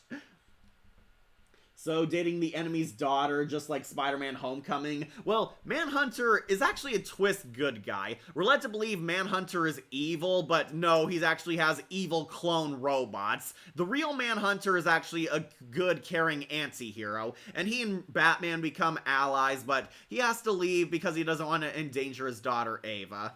Ava could have been an interesting character, but she's introduced very late in the show, and she basically appears in the background for a lot of appearances. Personally, I would have preferred Bruce date one of his lesser-known love interests, like White Rabbit or Vicky Vale. It would have been nice to see Vicky Vale come back, but no. Yeah, basically like Vicky Vale, kind of, but Vicky Vale had a lot more persona. Sorry, just catch up on comments. Okay, so Manhunter, honestly, I didn't really like him too much. Didn't hate him, but felt very generic. And his episode was also kind of out there, even by DC standards. Yeah, we'll put him onto Basic Warrior. Alright, speaking of which, let's knock out our last weak link. Mayor Marion Grange, played by Amanda Waller herself, CCH Pounder. And I love you, CC, but also going on, beware the meh. This is Mayor Marion Grange, the first time we're actually seeing this character in this show. She's the strong, independent woman mayor of Gotham City. And if you can't tell by this picture, they basically modeled her off of Amanda Waller from Justice League. They even got CCH Pounder back on a DC show, and honestly, CC is a good voice actress, but her character also kind of a dud. Mayor Grange is basically the strong, independent black woman. She's the mayor of Gotham City. We first see her when she's negotiating with Ra's al Ghul. Ra's is pretty much holding all the cards. Mayor Grange has to think over what to do until Batman shows up to help her. Then she actually gets a spotlight episode in the Humpty Dumpty sequel episode. Humpty Dumpty takes her hostage, along with Tobias Whale, Commissioner Gordon, Batman, and Katana. And basically, she falls apart. Mayor Grange pretty much snaps. She tries to act tough and confident, but she's clearly losing it in Humpty Dumpty's jigsaw maze. She tries to act like she's cool, she's level-headed, she's in control. She is telling Tobias Whale what to do. Then, as soon as the insanity starts, she completely folds. Yeah, this is why she's going down low. Mayor Grange completely breaks, can't handle the stress of supervillains, and this episode is actually important in the grand scheme of things because Mayor Grange is so traumatized by what Humpty Dumpty did to them that she resigns from being mayor. She realizes she can't handle the stress of running Gotham. She can't handle these crazy supervillains, and she is completely traumatized from the jigsaw maze. So that's it. She kind of steps down, and we get Harvey Dent's run for mayor in the show. We'll talk about Harvey soon enough, but yeah, Mayor Grange kind of quits. She's basically the polar opposite of Amanda Waller. Someone pretending to be cool and confident, but does not have Amanda Waller's charisma and strength. Going on to Beware the Meh. Mayor Grange is one of my favorites from The Batman because he was played by Adam West. Yeah, Adam West, he was much better. Here they made him into a black woman. You ever want to do an Amanda Waller tier list? Ooh. I might, but I know I'm gonna meet a lot of Amanda Wallers I don't like. Would be interesting. Unless there were plans to reveal the mayor was Amanda Waller the whole time, or Amanda Waller's sister, because she looks so much like Waller. Yeah, they made her look like Justice League Unlimited's Waller. I think that was the joke, because CCH Pounder voiced her. Yeah, basically she's the polar opposite of Amanda Waller, a much weaker woman who only seems like she's in control. Yeah, she's going on Beware the Meh.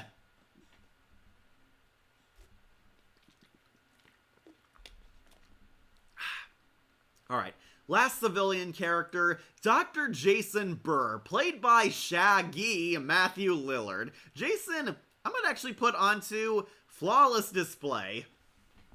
This is Dr. Jason Burr, the creator of the Ion Cortex, and Katana's first love interest. Yeah, that's who he is.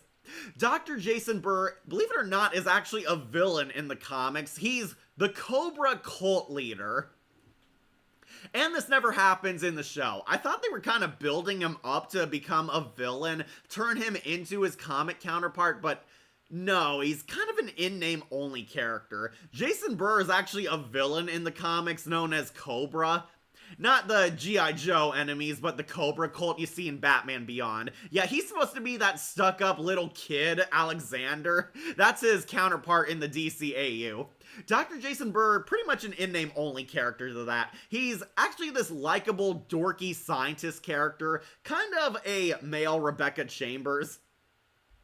He's the genius inventor of the Ion Cortex, this great reactor that will give free energy and is everlasting, give it to Gotham City to make it a better place and make it progressive scientifically. However, he's a target by the League of Assassins. Jason Burr, played by Matthew Lillard, is actually pretty funny. He's kind of this dorky guy behind the scenes, a genius scientist, but also very eccentric, and what elevates him to A is he has this really wholesome and cutesy romance with Katana.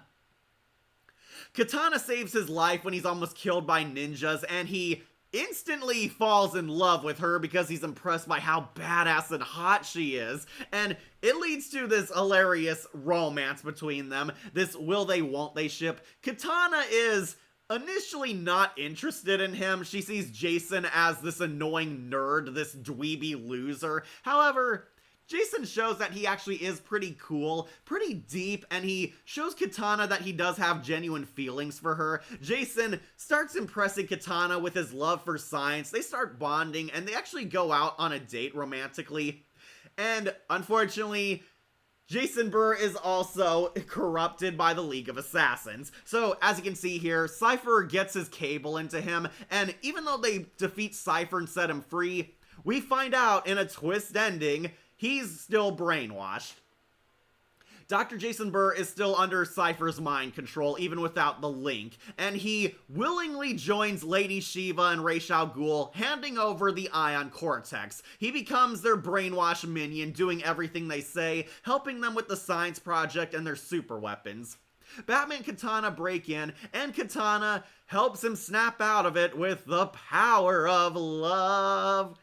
Yeah, Katana gives true love's kiss to Jason, and that completely breaks him out of Cypher's brainwashing. Jason realizes that he's fallen in with the bad guys, tries to help them, and then he's tragically killed by Lady Shiva. Ooh, Lady Shiva, what a bad bitch. Yeah, Lady Shiva murders this guy with the Soul Taker sword. Yeah, Jason dies. He's completely drained of his soul and left for dead. It's hinted that they might have tried saving him one day in the future through the sword, but never happened because the show was canceled. Yeah, Jason effectively dies, becomes an empty husk, and it showed you that pretty much no one was safe on this show. He was killed, and Lady Shiva actually increased her kill count. At least she's not telling the squad, "I'm your daddy." Cringe intensifies.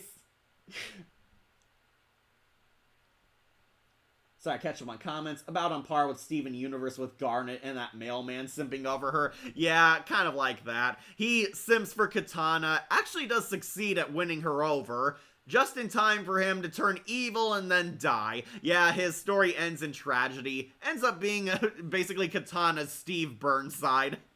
Sadly, he dies, and it's kind of a shame too, because they tease that he was also going to be important, but he dies in the League of Assassins story arc. He kind of suffers the same fate as Dr. Ravencroft. They both seem like they were important, only to end up killed by Lady Shiva's blade. Very savage death scene, though. I'm gonna put him onto A tier. Wish he and Katana got together, but he's a flawless display. Alright, next we'll do Killer Croc, played by Wade Williams. If you don't know, Wade Williams played Black Mask in the badass Batman movie Under the Red Hood. This Killer Croc also going on to A tier. I actually really liked their Killer Croc.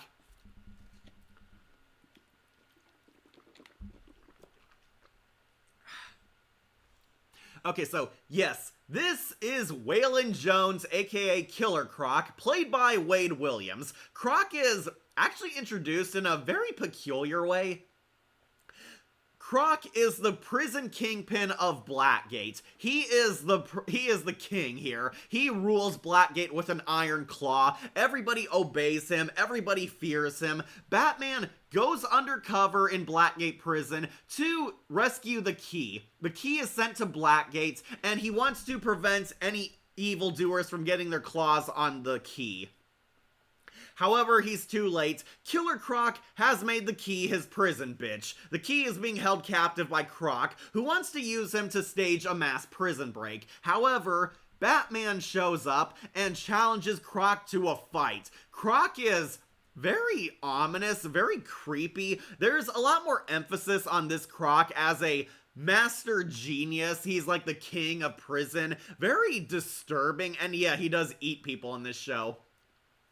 They kind of make him look like his Arkham Origins counterpart. I did not like that they gave him kind of a human-looking face. It looks a lot more flat. I prefer the Croc jaws he had in Arkham Asylum. But yeah, he looks like his Arkham Origins version a bit. He rules Blackgate. Batman challenges him to a fight, and we see Croc is a pro wrestler. Croc is very badass, very tough, and he has super thick scales. Punches do not hurt him. However, Croc does have a weakness that Batman picks up on. He has a weak belly, like a weak gut, like a real crocodile does. His underside is not as protective as his outer shell is. Which you prefer, this version or the Batman on intellectual-wise Croc? I'm gonna have to go with the Batman, because Ron Perlman was an awesome Killer Croc. Wade Williams honestly does fine to give him a Cajun accent, try to make him a hybrid of the Arkhamverse Croc, along with the Batman's Croc. This is a very smart Killer Croc, very cold, calculating, and actually traps Batman without having to hit him with a rock. Yeah, Croc rules Blackgate Prison, Batman challenges him to a fight, and we see full-blown berserker Batman. Batman completely loses it and beats Croc half to death. He beats him in his gut, his weak spot, then starts pounding him in his face and causing him to bleed and bruise all over. Croc is like covered in like bruises, scratches, and a little blood if you blink and you miss it. But yeah, Croc gets savagely beaten, and all the other Blackgate inmates are completely shocked and terrified about how savage Batman is. Batman completely loses it here and gives into his animal instinct. Croc is beaten half to death, and Batman and Katana team up. Katana saves him. They escape prison and bring the key to a much safer prison. However, Killer Croc's reputation is in complete ruins. He completely lost in front of everyone. Nobody fears him anymore. So Croc manages to escape prison by tunneling through the sewers by himself, announcing that he'll get revenge on the Dark Knight, which he actually follows up on. Croc's second appearance is slightly creepier, but also comedic. He shows up in the episode where Barbara goes on her first date. Yeah, Croc is the villain of the episode. Croc actually takes Katana and Batman hostage. He traps them in quick-drying cement on a train track. He holds them hostage in the subway. They fall into like a quicksand cement trap and are stuck on a railway, where Croc reveals that he wants them to get run over by a subway as payback for the beatdown he suffered. They ruined his reputation, ruined his life, and ruined his throne as Kingpin in prison. He wants to get revenge on Batman, but Croc actually catches on and realizes that Batman has allies out there. He fights Alfred in the sewers. Alfred is trying to come rescue them. He also realizes that Oracle is hacking the trains, preventing them from being executed. He's like waiting for the train to hit the Dark Knight, realizes that something outside is preventing that. And this is easily Croc's creepiest scene. He chases Barbara, knocks out her date, and chases her like in a creepy area of the subway, and Croc is like full-blown feral mode, bragging that he does eat people in this show. But Batman and Katana manage to escape the quicksand just in time, and they defeat Killer Croc with a Mortal Kombat stage fatality. Yeah, remember MK9? They throw Croc in front of a subway train, and it knocks him out. Yeah, Croc's scales thankfully protected him, but it is kind of a funny shout out to the Mortal Kombat stage fatality. Yeah, Croc is knocked out. I actually did really like this Killer Croc. I think he's underrated. I'll put him on A tier because I wish he got a lot more, but what they did with him was pretty fascinating. Definitely interesting seeing him on Beware the Batman. Would have loved to see him go further, teaming up with Professor Pig and Mr. Toad, but for now, we'll put him on to A tier. Yeah, I do prefer Ron Perlman's Killer Croc. That one was awesome. Very suave and cool. Okay, final two. Let's knock off Two-Face. Yes, Harvey Dent is on Beware the Batman.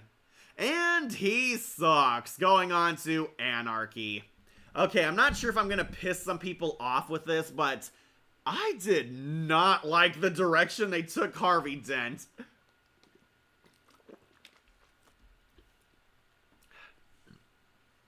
Okay, so Harvey Dent is on Beware the Batman, played by Christopher McDonald of all people. Yeah, the idiot bully from Happy Gilmore and the Hourglass from Superhero Movie plays Two-Face.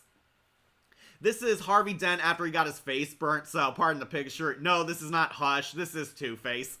Harvey Dent is actually an arc villain introduced in the second half of the season. Harvey Dent wants to become mayor of Gotham, and running his campaign, he hires a special crimes unit to help him detain all vigilantes and masks. Harvey Dent is running an anti-vigilante campaign, and his number one target is Batman.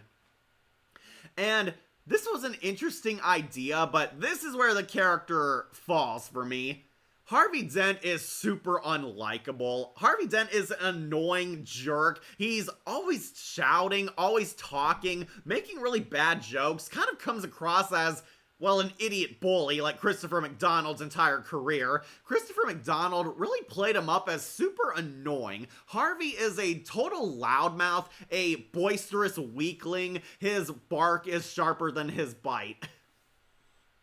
And Harvey is basically a dick. He's a dick, and he's a douche and a villain before he gets his face burnt. Which, yeah, is kind of weird. Harvey Dent is one of the greatest tragic characters of Batman, and here, he's very unsympathetic. He is a total dick. He is a villain. He treats Commissioner Gordon like crap. He basically tells Bruce to his face that he wants his money for his campaign. He runs a special crimes unit, and they're targeting Batman and Katana over all these other villains that are terrorizing the city. Suffice to say, Harvey Dent's run at trying to capture Batman does not go very well. Harvey Dent is completely humiliated, looks bad every time, and is called out for wasting taxpayers' dollars on his special crimes unit when Batman is the one defeating all the villains and they can't even capture his prime target. Harvey Dent slowly starts to lose it. We see the evil, insane Harvey Dent, but it doesn't work because Harvey Dent is a dick when he's good.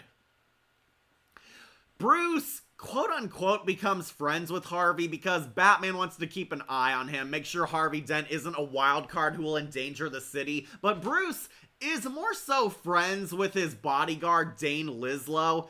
We'll talk about him very soon, but yeah, Bruce pretends to be friends with Harvey, really gets along well with his bodyguard more than he does Harv.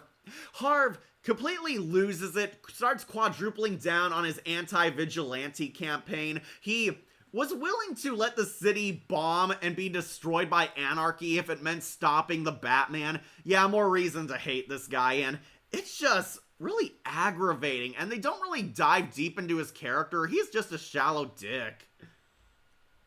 Wow. What? Yeah, I'll get to that soon. Catch him on comments.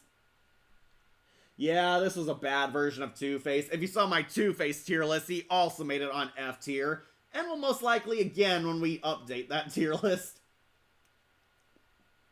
Christopher McDonald voiced Jor-El in Superman the Animated Series. Yeah, he was good there because he was actually playing a unique character. Why does Two-Face look like Hush? Because we never saw what he looked like at all. Yeah, here's another reason why he sucks. We never see his burnt face. Yeah, don't get excited. Harvey Dent gets his face burnt, and then he's wrapped up in these Hush bandages all throughout the rest of the season. They were building up to what he looked like for season 2. We never see what Two-Face looks like. Yeah, it sucked. Two-Face is one of Batman's main enemies, so giving him so much attention in a show about obscure villains feels odd. Yeah, they pretty much abandoned that once they had Two-Face and Deathstroke join as arch villains. I mean, my namesake McDonald is an interesting choice, but feel like he's not good at voice acting. I mean, hell, I prefer him in The Faculty or Happy Gilmore 1 and 2. Yeah, much better there. I think it's because McDonald is more used to live action acting than he is voice acting. Though, to be fair, McDonald did good as Jor-El, but even then he kind of felt off. Wow, what? For anyone who didn't like Harvey Dent, Two-Face, and Batman Caped Crusader version by making him an evil, unlikable villain before his face burnt, well, beware the Batman did it first before that show, and it still sucked back then. We have a better cartoon Two-Face before, yeah. Okay, so Harvey Dent pretty much is obsessed with destroying Batman to the point where he almost lets anarchy bomb the entire city. Batman stops him, of course, but Harvey keeps looking like the fool. Then Harvey actually teams up with Anarchy and Deathstroke to kill Batman. Yeah, he's going to trust two guys named Anarchy and Deathstroke to defeat the Dark Knight. Suffice to say, it doesn't go well. The villains completely betray him. Harvey Dent is taken hostage, Batman saves him, but this doesn't change anything, you're still a vigilante. Then, Deathstroke comes into the plot, and Harvey and Deathstroke kind of share the main villain role in the final season. Harvey is trying to hunt Batman. Batman took his bodyguard hostage, or so it seemed. It was all an elaborate trick by Deathstroke. Deathstroke pretends he killed Dane Lislow. Harvey Dent runs in Deathstroke's villain lair, guns blazing, and Deathstroke ignites all the bombs to destroy all the evidence. And while Harvey tries to arrest Batman, a bomb next to him goes off and it burns half his body. Yep, of course. It burns half of Harvey Dent. The Special Crimes Unit takes him to get medical treatment, and Harvey Dent loses like half his body. It's like completely burnt. And we never get to see it. He's wrapped up in these bandages, looking more like Hush throughout the rest of the season. And Harvey Dent loses his mind, blames Batman for ruining his life, almost killing him, and develops a split personality. And here's the funny thing. Why did they make Harvey Dent an unlikable dick all season? Because the split personality is the good guy. Yes, Harvey's insane, suppressed, rage-filled personality is the good guy. The split personality Harvey is actually smarter, saner, colder, more in control of his emotions, and calculating. The split personality of Two-Face is more rational than normal Harvey Dent. Yeah, suffice to say, they really misunderstood this character. Yeah, Harvey Dent's split personality is now a more Knight Templar anti-hero, and Harvey becomes Two-Face. He actually threatens his candidates, becomes mayor by force, threatens to kill his rivals, takes over the GCPD, basically extorts his former DA partner into helping him declare martial law in Gotham City, and Harvey kind of becomes like his Telltale version. He is a complete dictator control freak, forcing his will on the people, forcing his special task force to hunt down and exterminate all masks. Yeah, Telltale kind of did this better. Harvey Dent teams up with Anarchy. They believe they killed Batman, but it was really a ploy by Deathstroke. Deathstroke defeats Batman and Katana. They believe they died in a tragic fall, but no, they survived. However, Two-Face and Anarchy get the B plot in the finale episode, where Two-Face betrays Anarchy.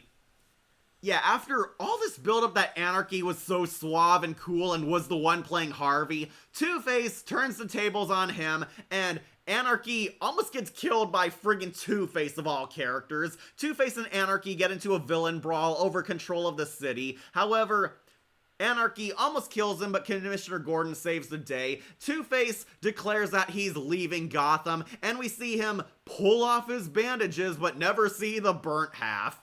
And that is the end of this Harvey Dent. We never even see his burnt face, and Two-Face pretty much loses power after the finale, revealing that he's going to become a gangster next season, and we'll actually see what he looks like. This is the worst Two-Face of all time. I did not like this depiction of the character, and the fact that they troll us by never revealing what he looked like kind of made it worse. You can find concept art of what he might have looked like available online. I suggest checking it out if you were curious to see what Two-Face would look like in Beware the Batman's animation, but yeah, this is a letdown of a Two-Face adaptation. He is easily the worst character on the show, going on to Anarchy. Yeah, Telltale did this better, absolutely. We have a better cartoon Two-Face before. Yeah, animated series Two-Face, my favorite one.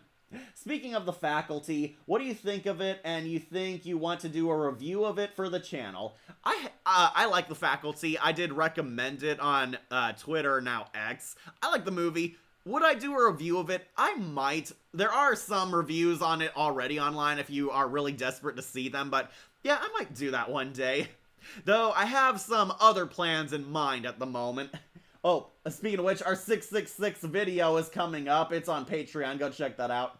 Yeah, I might do The Faculty one day. And if you're curious, I do like it. It is a good movie. Very underrated. One of Elijah Wood's best roles before Frodo. Why does Harvey Dent blame Batman? Why doesn't he blame Slade or Anarchy and making his crazy side and the Mr. Hyde personality, the evil side, the good one? I'm sorry, why? These were all terrible, terrible choices for the character. I think the Beware the Batman writers said they wanted to make their Harvey Dent different. Well, congratulations, different does not always equal good. They tried something new and it didn't work. I'm so glad the Telltale series actually did this much better. Yeah, Telltale did this better. Yeah, so Harvey Dent isn't a nice guy or a sympathetic character. He's a dick at the start and a villain. Harvey Dent is not the district attorney. He's the head of a tiger militia group. Harvey Dent never gets his face revealed, and his split personality is the good guy. I'm sorry, Beware the Batman. You failed your Two-Face. He is going on to Anarchy. But speaking of which, let's end this with our final character, Deathstroke, aka Slade. Slade, played by Robin Atkin Downes, who tries to do his Baron Zemo voice from Earth's Mightiest Heroes, but it did not fit Slade. Alright, I wanted to end things on a high note, but I was also not too keen on this Slade. I'm gonna put him on Beware the Meh. Yeah, I'll put him above Phosphorus Rex, that's for sure. Okay, so Deathstroke is here, and it's revealed that he's a twist villain. Deathstroke is the endgame villain of this series. Not by choice, mind you, but how the season plays out. So, Anarchy hires Deathstroke to help capture and kill the Batman. We're led to believe he's basically a mercenary, exactly like Arkham Origins. He's in here to kill the Bat in one night. However, Deathstroke completely betrays his clients. He's a total psycho in this version. He betrays Harvey Dent and even Anarchy, takes Harvey Dent hostage as bait for the Batman. Bruce fights him, almost loses, but this Deathstroke, not as strong as he is in Arkham Origins. Let's say they do not hype up his boss fight like they did on the video game. Deathstroke loses, but tries to kill himself rather than get captured. We're led to believe Slade died here, but nope, he is alive and was actually in disguise as a character all along. Slade is actually Harvey Dent's bodyguard, Dane Lislow. How? Because, get this, Dane Lislow is actually an anagram for his true name, Slade Wilson. Yeah, Slade pretended he was Dane Lislow. He was Harvey Dent's bodyguard because this was an elaborate Xanatos-style scheme to defeat the Batman. He posed as Dane Lislow, Harvey Dent's bodyguard and co-commander on the Special Crimes Unit, got close to Bruce Wayne and became his best friends because Slade wants to defeat the Batman to punish Alfred. Yeah, this is kind of why he's gone down low. So, Slade started out very cool. He still has both his eyes here. Yeah, he does lose the eye in the final fight, because of course he does. Slade plays this elaborate David Xanatos mind game with the Dark Knight, thinks like steps ahead, cooks up these very elaborate schemes, and gave Dane Lislow this weird identity. He proposed as Batman in one episode, pretending the Dark Knight went crazy and was killing people. No, it was actually Slade in disguise, Dane Lislow anyway. Dane Lislow pretended to be a fake Batman, pretended to assassinate Bruce Wayne and Harvey Dent, but no, it was really Slade who was still alive. Slade is the endgame villain because Slade wants revenge on Alfred, because Slade Wilson was originally Alfred's protege in the military, and he looked up to Alfred as a father figure. However, Slade Wilson was very unstable, violent, selfish, and abused his authority, and Alfred reported him, which got him into trouble, and Slade ditched his entire life to get revenge on Alfred. He tried to assassinate Alfred, killed his CIA superiors, and went rogue, becoming the villain mercenary Deathstroke. We're led to believe this is the basic Deathstroke who's a hired gun, but no, they try to make him like Teen Titan Slade. He's actually this insane, cold, calculating mastermind, and it did not work when I found out the motivation. The motivation behind Slade is so weird. Like, why does Slade hate Alfred? Because Alfred was supposed to be my father figure, not yours, Bruce. Alfred was my daddy. I want him to love me over you. Yes, seriously. Slade looked up to Alfred as his dad and felt his dad betrayed him, so he's trying to get back at Alfred by killing his good son, Bruce. We should be brothers, Bruce. We were both raised by the same man. We both have his same skills. We're practically family.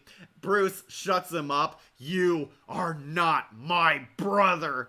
Yeah, Slade kind of grew a respect for Batman, but then that kind of dissolved when we found out what his true scheme was.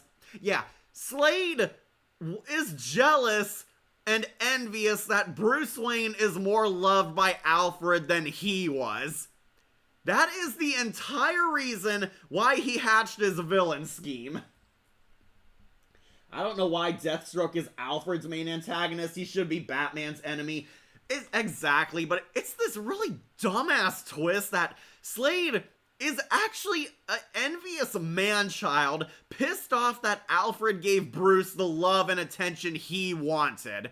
Slade felt betrayed by Alfred and blamed Alfred for ruining his life, when really, Alfred saw greatness in Bruce, saw that Bruce was a good man, and that drove Slade up a wall because Slade is an unstable nut job. Slade actually breaks into the Batcave. He knows Alfred is, and he's been studying Bruce Wayne the whole time while posing as Dane Lislow.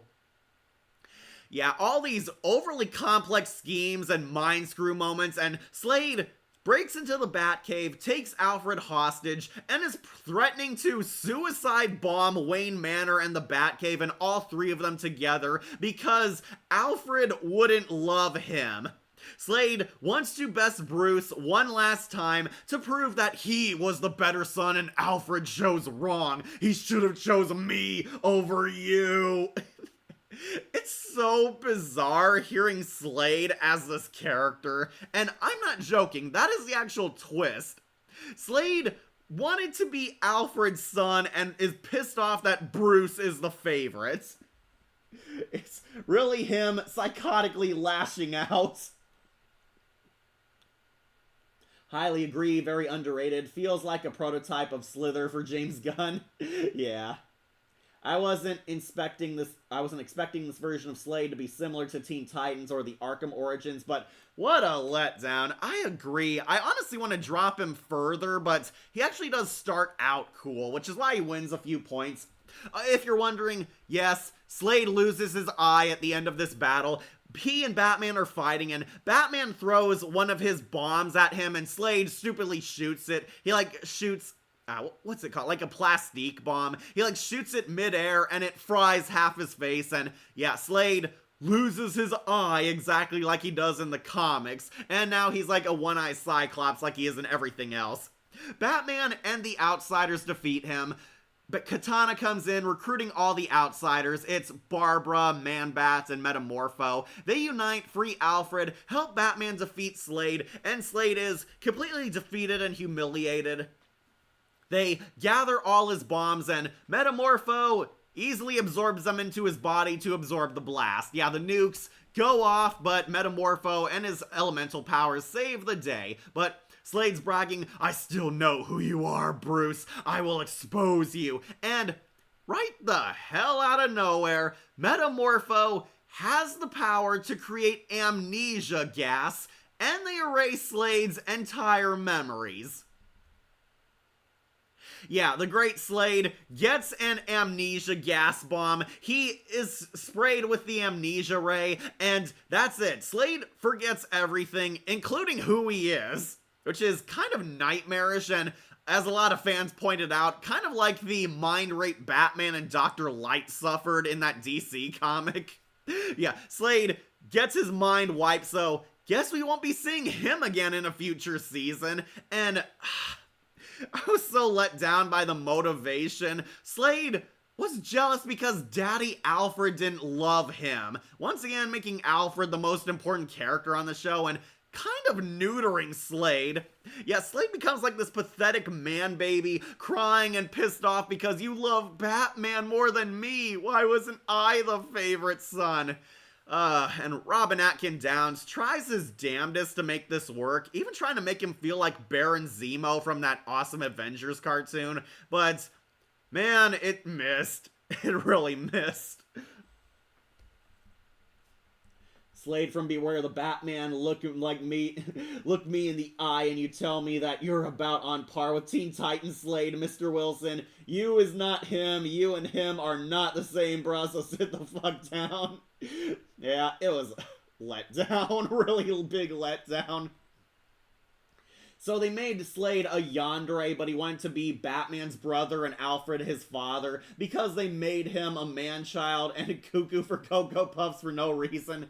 Yeah, they try to make Slade psychotic in this show, and it worked to an extent, but not the way the writers really intended. It just made Deathstroke seem pathetic. He's an envious man-child throwing a tantrum and wasting his skills on this petty revenge against Alfred and Bruce. Yeah, Slade was actually willing to die in a suicide bombing final fight with Batman and Alfred, and yeah, he's crying the whole time about how Alfred should have been my father, Bruce, we should have been brothers, we should be standing up to Alfred together, and basically, Batman is realizing that Slade is a dark reflection of him, of what Batman could have been if he didn't have Alfred raise him right. Amnesia gas, critical drinker. What the fuck? Yeah, my exact reaction. Even fans who like this series called total BS on this twist. Yeah, Metamorpho can become amnesia gas, and basically this goes back to my big problem, Metamorpho is too OP. Like, why doesn't he use this gas on every other villain? Metamorpho can literally change all these villains' lives, but no, he just uses it on Slade and he forgets everything, including who he is and possibly has motor functions, so good luck with that, Slade. If you were going to do a Slade tier list, I imagine this version would probably be the bottom of the tier list. Which versions of Slade would be worse than this? I do think Titan Slade, yeah, remember Titans, the fuck Batman show? That Slade was also kind of underwhelming, though he is much better than Beware the Batman Slade. Have a good night. Bye, Tails. This Slade is a downgrade, absolutely. I was actually shocked that Slade was a part of the show, and he wins some points because he was cool in his first episode. Then, as it went on and it was revealed that he was the primary arc villain, and why he did all this, let down. It just hurts. If you love Deathstroke / Slade, this show will piss you off with how he is in the finale. You could have been the greatest villain of the show, but Slade ended up being one of the worst. He wins some points because he's more badass than Anarchy, but not by much. And the fact that he wanted Alfred to love him, very painful. Thank goodness for Arkham Origins, right? And the Arrowverse. Slade is the best character on Arrow, but yeah, this show did him dirty, going on Beware the Meh. But as you can see, we did it! We finished our Beware the Batman tier list, and we did it before dinner time here. Take one last snapshot if you can't see. Got a lot of characters. Worst character, easily Two-Face, rock bottom. Best character, honestly, Lady Shiva. Really like her a lot. Think I found my Beware the Batman waifu. Don't worry, Magpie is second place. She is also S tier. But yeah, we'll go over it one last time for any of you late birds, or for those of you who skip click all the way to the end to see the ranking in full. But yeah, had a really mixed bag of a tier list. Honestly, a lot more good than I thought, but also an equal amount of bad, which I think sums up the show perfectly. Beware the Batman Slayer Slade feels like he should be a throwaway minion on Teen Titans Ghost. Oh, to Teen Titans Slade. Yeah, he should be. Well, this was fun, Cat. See you on the next tier list. I'll try to make it on the next one. Night, Cat. Bye, Chris. Have a good night. Okay, don't worry. I'll go over it one last time for any of you who stuck around to the end. What'll be our next tier list? I want to do the Slades, but with winter coming up, I might have to change that to Penguin and Killer Frost. Yeah, more character tier lists, most likely. I do have a film franchise in mind, but I'm waiting for the holidays to roll around. But yeah, more character tier lists. We're not out of Batman villains yet. What'll be our next video? We have our 666 video coming up. It's on Patreon right now. Go check it out. And Wolf has a bonus Twilight Zone coming out. I'm thinking about in the future doing another Scooby-related project or Ninja Turtles. Well, whatever comes first. But yeah, those are my basic ideas. But let's go over this tier list one final time. Good night and bye. Bye, Joseph. Okay, bye, V Scorpio. Oh, you're sticking around. Okay. Worst character, Harvey Dent. This is one of the worst Two-Faces of all time. If I ever make a top 10 or top 5 worst Two-Faces, you could bet he'd be up there in the top 3. Yeah, he sucks. Worst character of the series. Doodlebug and Junkyard Dog, a terrible Bebop and Rocksteady attempt for Beware the Batman. These guys are idiots. I'm glad they were only in one episode. Anarchy.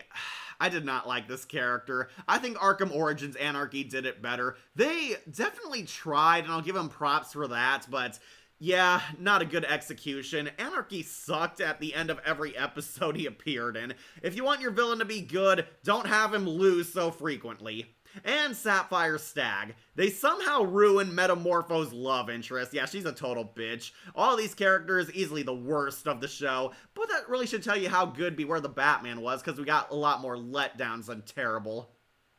Speaking of which, the letdowns, the key... dumb villain going on here. Dr. Ravencroft, interesting, but she ended up dying very early. Lunkhead, basic stupid brute character. Mr. Terrific, never becomes Mr. Terrific. Ava Kirk, kind of one of the most forgettable love interests I've ever seen. Just plain generic. Mayor Grange, really Amanda Waller's sister. Yeah, she was definitely not like Amanda Waller, the polar opposite. I do like that CCH Pounder shows she does have good acting chops, but this character pretty pathetic. Phosphorus Rex, basic minion character, not really deep. He has cool powers, but that's it. And Slade. Oh, one of the top 5 worst Slades of all time. Total letdown. Started out so strong, then ended on a whimper. Easily the worst Slade I've ever seen until Titans. Next, Basic Warrior. Who are our okay and adequate ones? Tobias Whale. Got them as better gangsters. He was just fine. Manhunter. Pretty weird addition to the Batman show, but definitely not bad. Ra's al Ghul, pretty generic interpretation of the character, not one of the highlights of the series. Man-Bat. I like the idea of a heroic Man-Bat, but it didn't go very deep with it. Barbara. Don't like this design. The character herself was pretty okay. I can see other people liking her, but to me, she's a B tier. And Katana. I really wanted to love Katana, but her character arc stopped too soon. She was just getting interesting, and they kind of cut themselves short to give more focus to Deathstroke and Two-Face. Yeah, you can tell how well that worked out. Yeah, all these B tier. Then, Flawless Display. Who are our A-listers? The Ghosts. Pretty interesting idea for a gang. I want to see these characters come back in a Batman story. They were underrated. Simon Stagg. Yeah, Jeff Bennett plays another love-to-hate character. He's definitely a cool addition. Cypher. Really cool and creepy supervillain. Wish he got more. Silver Monkey. Yeah, James Remar knocks it out of the park again. One of his best characters, and he went through a surprising amount of depth. Dr. Jason Burr. Wish he and Katana had their happily ever after. Matthew Lillard was hilarious as his character, and he had one of the shockingest deaths of the series. Metamorpho. Yeah, I think Adam Baldwin did a pretty good job. His design is pretty interesting. I wish he got explored more, but for now, he's pretty good. Killer Croc. Yeah, underrated Killer Croc. I did grow to like this character. I think he's pretty suave, cool, and badass, and Wade Williams delivered a very haunting performance as him. Definitely an A-tier villain again. Humpty Dumpty. Yeah, they actually made a good version of Humpty Dumpty. Unfortunately, he lost points in his second episode because they kind of tried to go and make him an unsympathetic villain, but his first episode, definitely one of the best of the series. Really like what they did with Humpty on this show. And Batman. I'm sorry, Anthony Ruvivar. I like you. I know you tried, but they didn't give him enough to work with. Batman is cool, but it's a basic Batman. It's a watered-down Kevin Conroy take on the character. Wish they did more with this character come the second season, but that never happened. Overall, I think he's a passable Batman. But who's in S tier? Who are the best characters of the show? Alfred. Yeah, they made Alfred the most well-defined character on the show, most well-rounded, very interesting, and he definitely has a huge amount of influence and importance here. I like Alfred. I'll put him on S tier. Commissioner Gordon. Yeah, Kurtwood Smith is actually pretty good as Gordon. Hope to see him again. Professor Pig and Mr. Toad. Funnest villains of the series. I loved all their episodes. They stole the show. These guys, easily my favorite villains from the series, but there are two better. Magpie. Yeah, don't worry fans, you can sleep tight tonight. Magpie is awesome. This show actually gave us the best interpretation of this character ever. Grey DeLisle, of course, knocks it out of the park. She's cool, she's sexy, she's tragic, she's one of the best villains to Beware. But my number one honestly has to go to Lady Shiva. Yeah, never thought I'd see the day on a DC tier list, but Lady Shiva is my favorite character from the show, my Beware the Batman waifu, but seriously, she's cool, she's hot, she's kick-ass, she commands authority, and she lives up to the Lady Shiva legacy, I will say. Love the design, love the writing for her, love Finola Hughes' performance. Lady Shiva is my favorite Beware the Batman character. So that completes our tier list. Remember, Lady Shiva, hot up top, down low, Two-Face. Yeah, bad flip, terrible Two-Face, the worst of the show. Okay, checking out all the comments. Alright, so I guess I'll see you guys on the next tier list. Again, next one might be a character tier list, but for now, we're gonna take it slow because we're coming up to our 666 video, so be looking forward to that. It most likely will come out Thanksgiving, but we'll see. It could happen earlier. But yeah, future tier lists, definitely more character tier lists. A lot of people want me to do more DC characters. Amanda Waller might now be on the board, but I also want to do Slade, Penguin, Killer Frost. Definitely those around wintertime. But yeah, those are the future tier lists. Character tier lists, our future videos. Check out our 666 video coming soon. Hopefully this tier list helped push it further. Beware the Batman is a pretty unique and fascinating show. I highly recommend checking it out if you're interested. But I see everybody's starting to leave the chat, so let's wrap this up and set you guys free. Remember, Lady Shiva rocks and Two-Face rock bottom. Alright, take one last picture and I'll start the wrap up. Remember to like, comment, share, and subscribe, or just tune in for more videos posted here on Wolf Entertainment. I'm your host, Catastrophe, and I'll see you all next time. Same cat time, same cat channel.